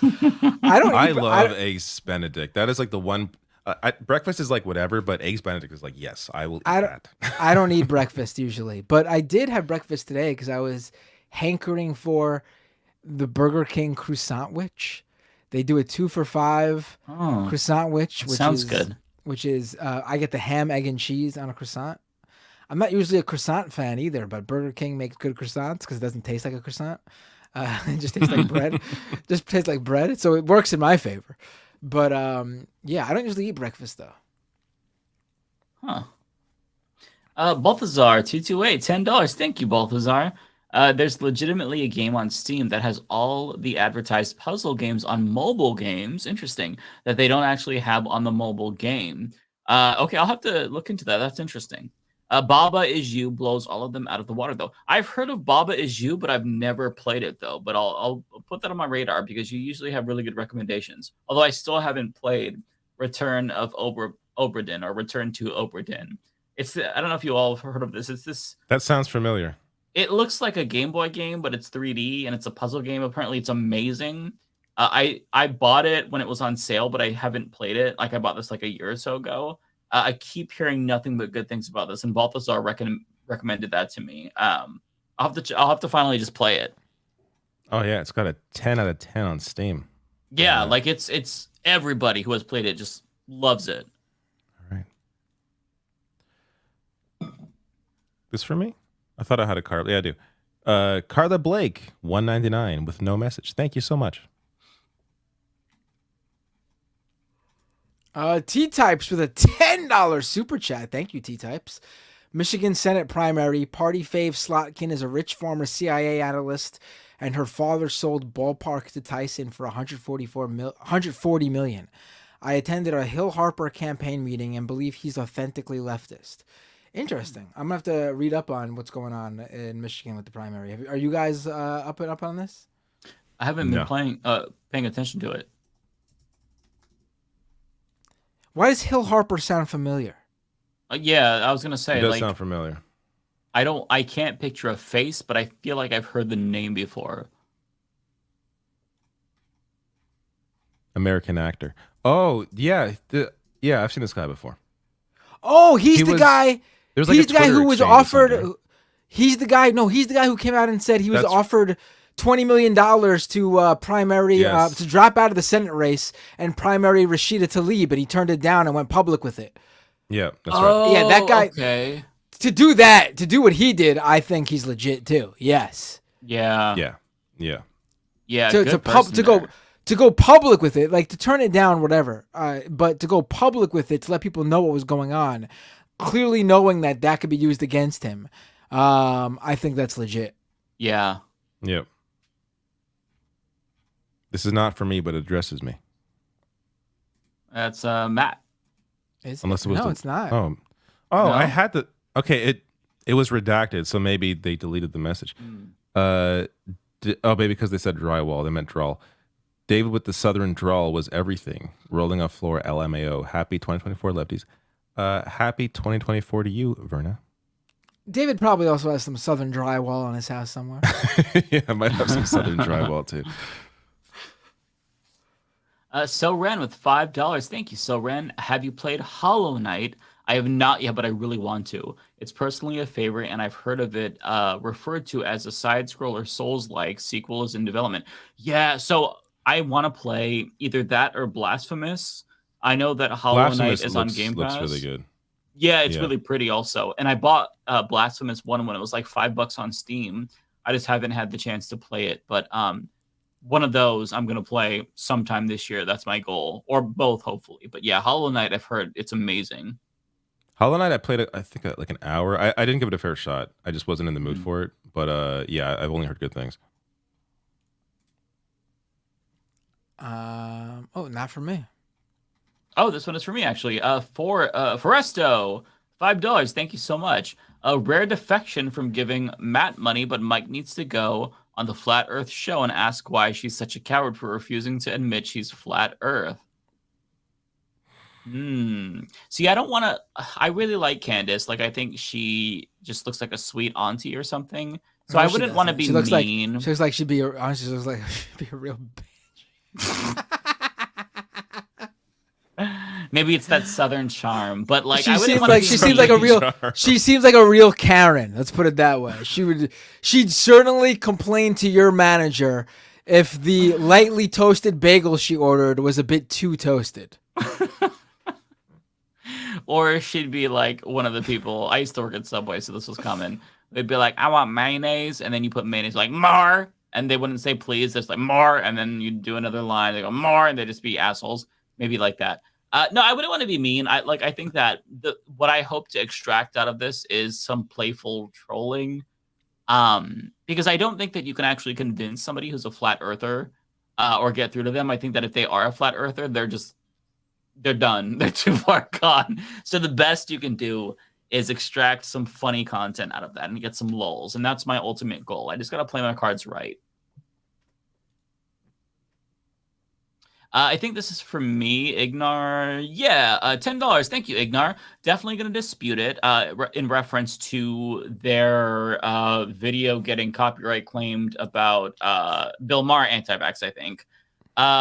Just at work and can't quite get to it yet. I don't have a Twitter anymore, so if the chat wants to berate them there in my honor, that'd help, LOL. Yeah, if you post, well, I don't know if you can post links, but if people have the link to your video and they share that with YouTube creators, then hopefully they'll respond and they'll fix that.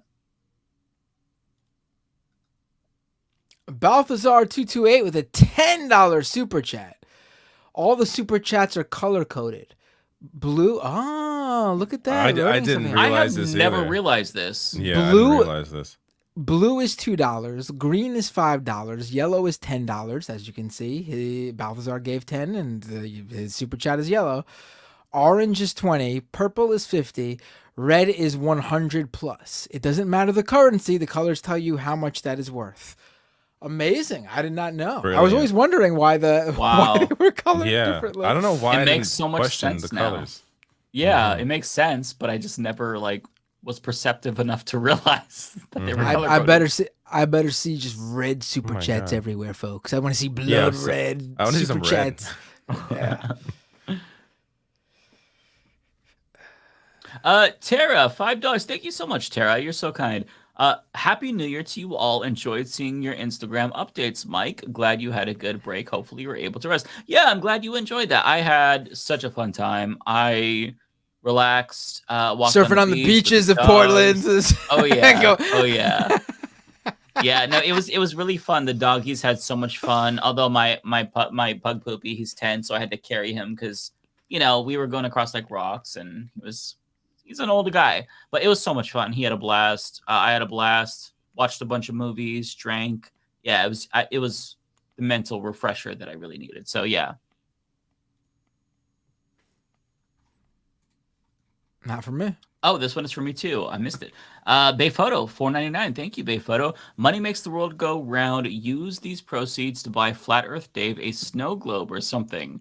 Well, you see, that's just part of the globe propaganda. They should make a snow flat or something. I don't know. A snow flat. Although somebody said, God, where did I see this? And I wish I could credit them. They said, The Flat Earth Society, they are so popular. They have chapters all over the globe. Just kind of like a little funny burn. I think it was in the comment section of my video, maybe. It made me kind of like, Balthazar228 with a super chat. Not gonna lie, if you're in NYC, Kalustyan's on 28th and Lexington has the most amazing Lebanese pistachio baklava. I'm gonna have to try it, I guess. I'll take your word for it. I gotta be honest, I don't think I've ever seen the words amazing and baklava put together before, but I'll take your word for it. I'll try it out. I like me some baklava. I don't know what baklava is. I feel like I do. I feel like I know what it is, but I can't picture it. It's usually like a Mediterranean pastry. If you go to a Greek restaurant, it's usually like the one dessert on the menu. You've seen them before. Yeah. Okay, yeah, I've seen that before. I don't think I've ever had it though, or if I did, it's been too long. Yeah, I do know what that is though. Okay, I just couldn't picture it in my head. It's not bad, but let's put it this way: if we go to a gyro or a gyro place or a Greek restaurant, and we're feeling like dessert, we usually finish our meal at the Greek restaurant and we go to a ice cream shop for dessert.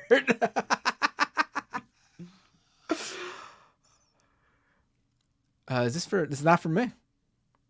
Oh wait, it is for me. I'm sorry. I saw games and I thought it couldn't be for me. Ziggy Lynch for the super chat. I recommend. You froze again. This has delayed the end of our podcast by at least 2 minutes. You're back. I froze. Okay. Yes, you did. I recommend the iOS game Black Box Brain Puzzle for out-of-the-box thinking. Coincidentally, tried it just as y'all were talking crap mobile games. LOL. I'll have to check it out. Carla Blake, thank you for the super chat. Heard anything about Jan 6 Congress members can't run? I've not heard anything about that recently. No. As far as I know, they're all running, right? Yeah. Hold on, I do have to mention this. People are mocking me now in the chat for pronouncing it gyro and not hero or whatever. Gyro? It is in New York City we call it a gyro. I don't know what you call it anywhere else, but in New York City you get a gyro. I think we say gyro here. I don't even know. I thought it was gyro. I think of multiple pronunciations. So yeah. It's all very confusing. I remember calling it a gyro, and then somebody made fun of me, and I'm like, okay, hero, I guess, and I've called it that since. No, it's not. It's not gyro. It's called the gyro. If you live in New York City, at least, it's called a gyro. Oh, sorry. People, what do we call it? If you live in New York, you only speak English, nothing else, apparently. This is New York here, okay? We live in New York. It's called a gyro. Sounds very welcoming. Do people in New York actually say, "I'm walking here on the streets"? I'm walking here. Yeah, that's all we say. You got to say it if you're going to walk down the streets. I'm walking here. I'm walking here. Over and over again. I'm walking here. Dwayne Bramble, $20 super chat. Thank you for your generosity. You get Not good. Believe me, not good. But it is good. Happy New Year to the Leftist Mafia crew. I'm glad to see the idea I suggested to David came to fruition. Keep it going 2024 and beyond. What's the idea? I want to give you credit. I don't know what the idea you're talking about is. To see the idea I suggested to David came to fruition. Oh, man. Well, thank you, Dwayne, for your suggestion that it was brilliant. I love your suggestion. Once I remember it, I'm sure I'll love it even more. But thank you so much. Guamu with 200 Mexican pesos, I assume, and judging by what Balthazar told me before, that is equivalent to $20. Thank you so much, Guamu. I appreciate that. Talking of questionable ads, here in Mexico's YouTube, we've been flooded with our president and Carlos Slim, Mexico's richest, deep faked into promoting a trading platform. Do you have similar scams over there? Oh yeah, we got the usual one you'll see here on YouTube here is someone will hack a basically they'll trick the owner of a big YouTube channel like phish their account, like get them to give them their password accidentally, and they'll change it to like a Tesla YouTube account and brand it Tesla, and they'll claim they'll play a video of Elon Musk saying he's launching like a Tesla coin or a SpaceX coin or something like that. That's when you usually see here. There was also a deepfake Joe Rogan ad going around TikTok a couple months back that TikTok had to ban. So yeah, it's gonna get worse. The fake videos are gonna get a lot worse. Paul M, $10 super chat. Thank you. Says, part 1, David just started stream, heard the memory card story, and then jumped forward in time to tell you that when you have a couple hours for it, look for a pawn shop type place, known specially. Was there more to that? Is there a part 2? It does say part 1. The part 2. Does it say part what? Oh, for video games, the kind of place that has old consoles set up and people inside always playing games. They'll be able to grant your nostalgia trip. This is for Mike. Yeah, that's actually a good idea. Is to actually just scouring like used game stores for memory cards. I would just do that. Just see what's on those memory cards. I got a used copy of Shin Megami Tensei 4 for 3DS a couple months ago, and I played a lot of that over the Christmas, whatever holiday I had. And there was an old save on there, and it's just, I don't know, it's kind of cool to be like, hey, someone played through, like you could see how far he got. He spent like 80 hours. I'm like, holy shit. It's just, I don't know. There's something interesting about this person spent a lot of time with this game. David Dole's gonna be going around. I wonder what his life is like. Yeah. David Dole's gonna be going around to thrift stores now buying old memory cards. And very soon we'll see him in the news headlines. A local Canadian man claims that all that CP found on his memory cards These are We're not his. We're not his. He claims he bought it at a thrift store. He's currently facing 20 years. PlayStation 2, PlayStation 2, GameCube memory cards. We can't do that. N64 as well. PlayStation 1, I guess. I got one PS1 memory card. But here's where that could be fun. I think you're finding because I was lost. Ryan Lennon fan with a membership super chat. Binder would like the finals. We should get a Matt David duo. Finals of what? The finals. There's a game called The Finals, and it's 3v3v3, and it's sort of like a you have to grab like a box of money and extract it, and it's really fun. And it's like sounds good. There's total environmental destruction. Like you could, anyways, there's a lot of.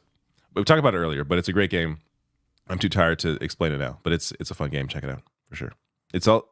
Is it free? Yeah, it's free to play. So look into it.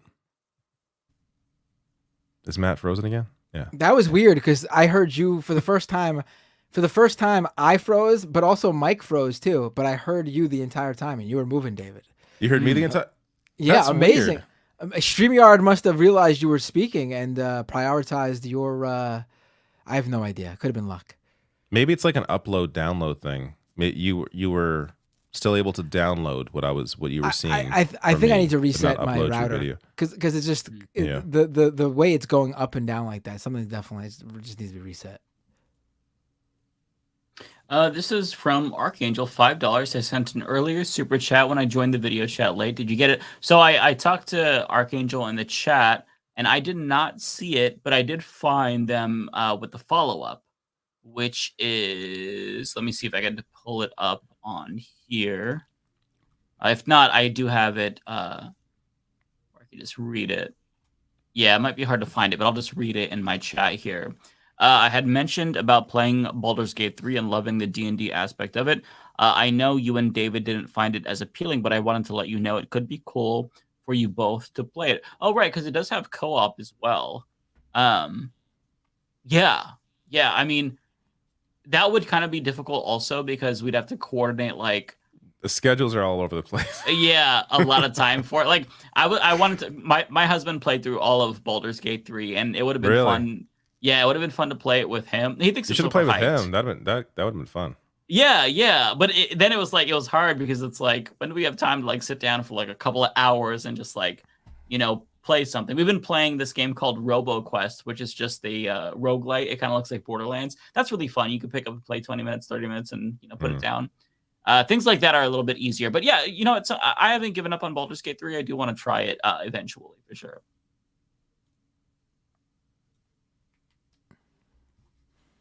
This is for me. AOD fan with a membership super chat. Did you guys see Benji on TYT shamelessly defending Israel, saying they accidentally dropped bigger bombs than said we should respect each other's views?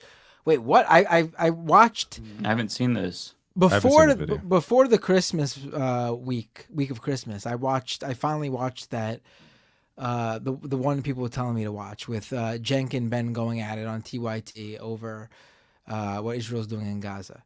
But this sounds like it's a new one.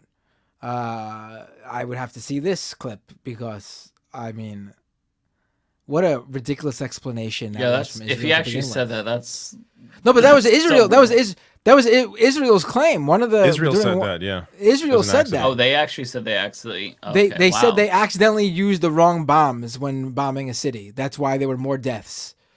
Jesus Christ, that's the dumbest thing I've ever heard. Yeah. And for anyone to just be like to accept that lie from that's Israel, ridiculous. It's ridiculous. That's insane. It's absolutely insane. So he defended them saying that. Okay, yeah, I've not seen it, so I can't speak to it. But I have a hard time understanding what is even the point of having someone like that on to discuss. I get for some people it's like maybe it's you want to watch that debate, but I don't know. If you're supposed to be like the progressive network, why are you even having this guy on to defend Israel? He's part of he's part of the network. He's not some guy, right? He's not like a guest. He's part of. I think TYT. Isn't he just freelance? I don't think he's like a host. I don't think he's like a main host. I think he is part of the network. He came on after his viral Charlie Kirk moment. Remember the video with Charlie Kirk where he's like, "Do you honestly think this fetus is a human being?" And then Charlie Kirk said yes, and he's like, "This is a dolphin." Like it was actually really funny. Yeah, no, he like his own website website one of those people says where it's like he has this issue is just like it has broken his brain, whereas everything else he seems fine. Yeah, his own website says, hold on, where is this? There's that. Who was it that was it? Mehdi Hassan that coined it? Progressive accept Palestine, like just one of those. Yeah, it's weird. His own website says he is currently one of the lead anchors on the Young Turks, the world's #1 online news network, and does his own video series for them twice a week called Rebel HQ. Oh, okay. I didn't know he was full time. Wow. All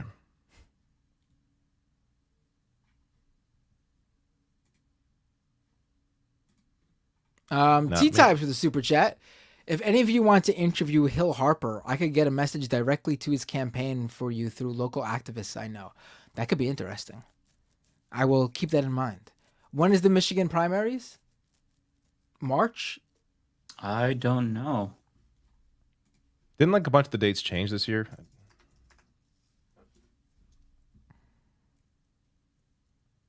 I can't tell. It's in I don't know. February? No. At least the presidential primary. I'm not sure. Then it might be the same. Yeah, I don't know. Some states have different dates. So. The problem is that no one cares about the Democratic presidential primaries because they don't matter. No one's really following. So when you look up primary dates, it's all about the Republican primary dates. Yeah. All right. Well, yeah. Well, Michigan Senate primary is August 6th. That gives us lots of time. We should bring them on Leftist Mafia. I think that'd be fun. Yeah. I think that having a candidate, we'd have to be on our best behavior and be very serious. We could not be. Yeah, he might not want to expose himself to the leftist mafia. Yeah, I just think it's a funner format to bring like a candidate on a group discussion because I did a bunch. It's also scarier for them, probably. Probably it's more boring when you do one-on-one interviews. I did a ton of candidate interviews. And they take so much more time just because they're longer. So you have to record the screen, export that. It's more of a pain in the ass, and people don't really watch them. So I think just bringing them on like a more fun, like informal environment, it just like makes their personalities come out better. Like after doing my Marianne interview, I'm like, that was way too much fucking work, and nobody really watched it. So it's like I think that the better option going forward is just have like group interviews or something, because it's just not worth how long it takes to do those interviews. Yeah. Cameron Robson. Cameron, nice to see you. It's been a long time since I've seen your name pop up in the chat. Cameron Robson with a super chat. Snow is globe. Yes. True. Is this? Oh, this is for me. Archangel, $10. Thank you, Archangel. Happy New Year, all. Trying for a third time to get my super chat into the show. Look forward to all the future shows for 2024. Always happy to see you, Archangel. I'm sorry that your last one, or the first one, didn't show up. I got your second one, though. Just the first one did not pop up. Joshua Sean with a super chat. Thank you. Says, Happy New Year's, guys. Any plans to reinvent your dying individual channels? Most of you cover the same story, same angles. Views decreasing? It's a good one. No changes. All the same. I mostly do live streams, and it shows. My live stream viewership seems to be larger than for this stream, the two people I'm hosting with right now, but they mostly do standalone videos, but their standalone videos do much better than my standalone videos because they have very different audiences than mine. Yeah. A lot of my audience doesn't watch live streams, podcast. right? Yeah. It's because of live stream, yeah. Right. Like all these guys are known for doing individual uploaded videos. I'm known for doing live stream videos. Although I do plan on taking more time to do videos this year, hopefully. I'm also launching a newsletter, which is going to be a separate thing. So, I don't know why I'm taking this question seriously when it's very clearly just meant to mock us, but I'm taking it seriously. Yeah, I mean, for me, my views are the same, but I'm posting less videos than I did last year. I can check, though. Let's see if my channel's dying. I can see how many subscribers I got this last month. 5,000 new subscribers in the last month, so... I'm actually more focused on growing right here, youtube.com/David Dole. I want to do like just, kind of as a way mentally. Oh wait, that's something new. To give that's me not some your space. That's not your usual channel. Oh, I've had this channel forever. I'm just trying hopefully now to put more content on it. Like maybe I'm going to say once a month right now, but I want to try once a week. But it's hard to find the time. It's funny. I have the same goal with my second channel. Yeah, and it's not like it's not political at all. It's mostly gaming, if anything. But maybe some other random shit. But mine is gonna be miscellaneous shit. Political also, because if there's something that I want to talk about that doesn't warrant like a full video, because all my videos I try to like make it like I want to be able to add something. But like if I just want to say something for like 30 seconds, I'm gonna put it on the second channel. So I'm gonna try to get in the habit of like doing that because I think it could be really fun and therapeutic. I'm looking at David's YouTube channel he's promoting, and I'm seeing 8 years ago a video of my ayahuasca experience, however you say that. Oh yeah, that's Peru. Up there. It's good. That's it's right. Good. Yeah. What happened what happened to your friend Miles? You guys were getting something started. Yeah, we still do podcast. We did one 2 weeks ago. Really? Where is it? I don't see it. It's on my actually main channel. Oh, so Miles got promoted to the main channel. Miles got the big promotion. I wasn't sure where to place the podcast. I think I started it on the main channel. Then I'm like, maybe I shouldn't like divide the political stuff. And so, anyways, but now I'm just putting on the. I don't give a shit. Whatever. If people don't like it, I just don't watch those videos. I didn't watch your last one. Me and Miles had a good time. There was one where Miles was really excited about. Was it the Kepler scope? I don't remember what it was. It was some space thing. I think it's Kepler. The space. Or telescope. James. It was the James Webb. James Webb. That's what it was. That's James what it Webb was. Space And I thought telescope. that was so cool because like I always was fascinated in space. So, Actually, I enjoyed those. I feel like we should be getting more images from that. I feel like I haven't heard or seen by an image now, from right? that in a while. Yeah, but there are some sweet ones. Yeah. Okay, Balthazar 228 with $5. So I'm not going to read this because Tara warned me that it's a trap. If I say it out loud, it'll sound dirty or something. So I won't read it. But thank you, Balthazar. What's wrong with let me get out my hero copter? What's wrong with that? I don't know. I trust Tara, though. Tara said it was a trap. I don't get it. I'm going to say I don't know. Because I don't care. It's possible you're saying something that is offensive and we don't know. We have no idea. I don't know. It's hard to trust anybody now. Omega with a super chat. I trust Balthazar, but He's not gonna troll, right? So I don't know.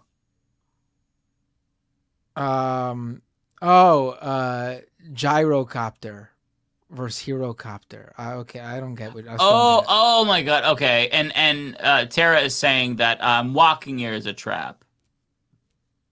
Oh, okay. Oh, okay. Play on word. I get it. Okay. Omega with a super chat. Ben Glebe is the super Zionist guy constantly making excuses for IDF mass killings every time he comes on TYT Fridays. Now most chatters jump off. Mm-hmm. Yeah, I've sort of gotten that. Yeah, seems like that's the case, right? Thanks, Omega.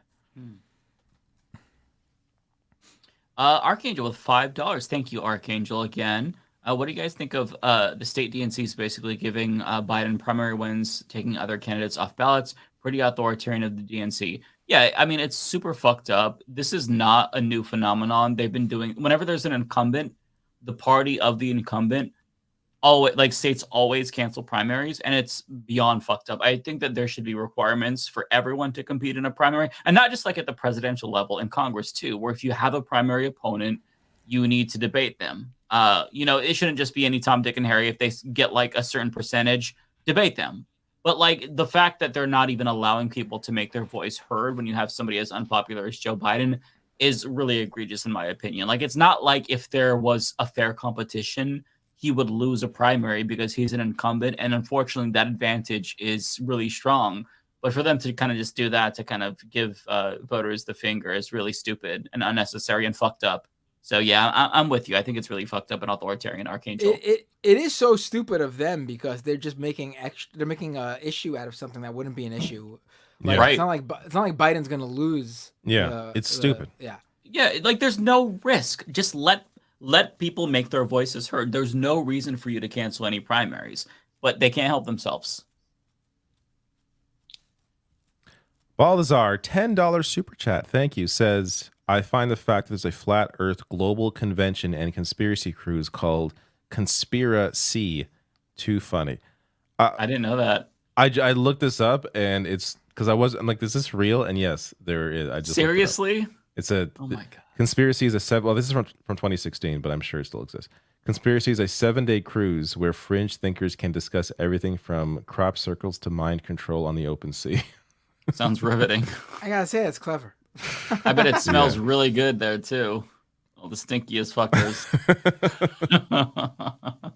That's why there's an ocean there. Just jump right in.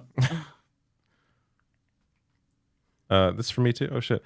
My dogs are goth. $10 super chat. Canadian. Do I have a Canadian sound drop? I really should. Oh, Canada. Could you there you go. I had that. I did everything right, and they sorry, I gotta add some more sound. There needs to be a sorry. I gotta say, Trump saying too does sound a bit Canadian. Yeah, yeah, that is kind of Canadian. Yeah. Anyways, super chat. Hi, David. I'm using the super chat to help Mike's tireless mod, John Ross. He was wondering if he could interview you for something that he is working on. John, is that the?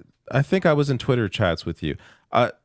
Let me maybe get back to you. I just honestly, I'm overwhelmed right now in like my personal life, in my work, that I'm just not doing any requests at all. So it's not like anything personal against John. I'm not doing anything right now. But when I get past that, yes, he's in my tweets. I know where to find him. Also for me, but a question for each of you. This is from the Critical Plug. If there was a service where an actor can take your place if you couldn't make an event or meet up or gathering, who would you choose? Where an actor could take my place.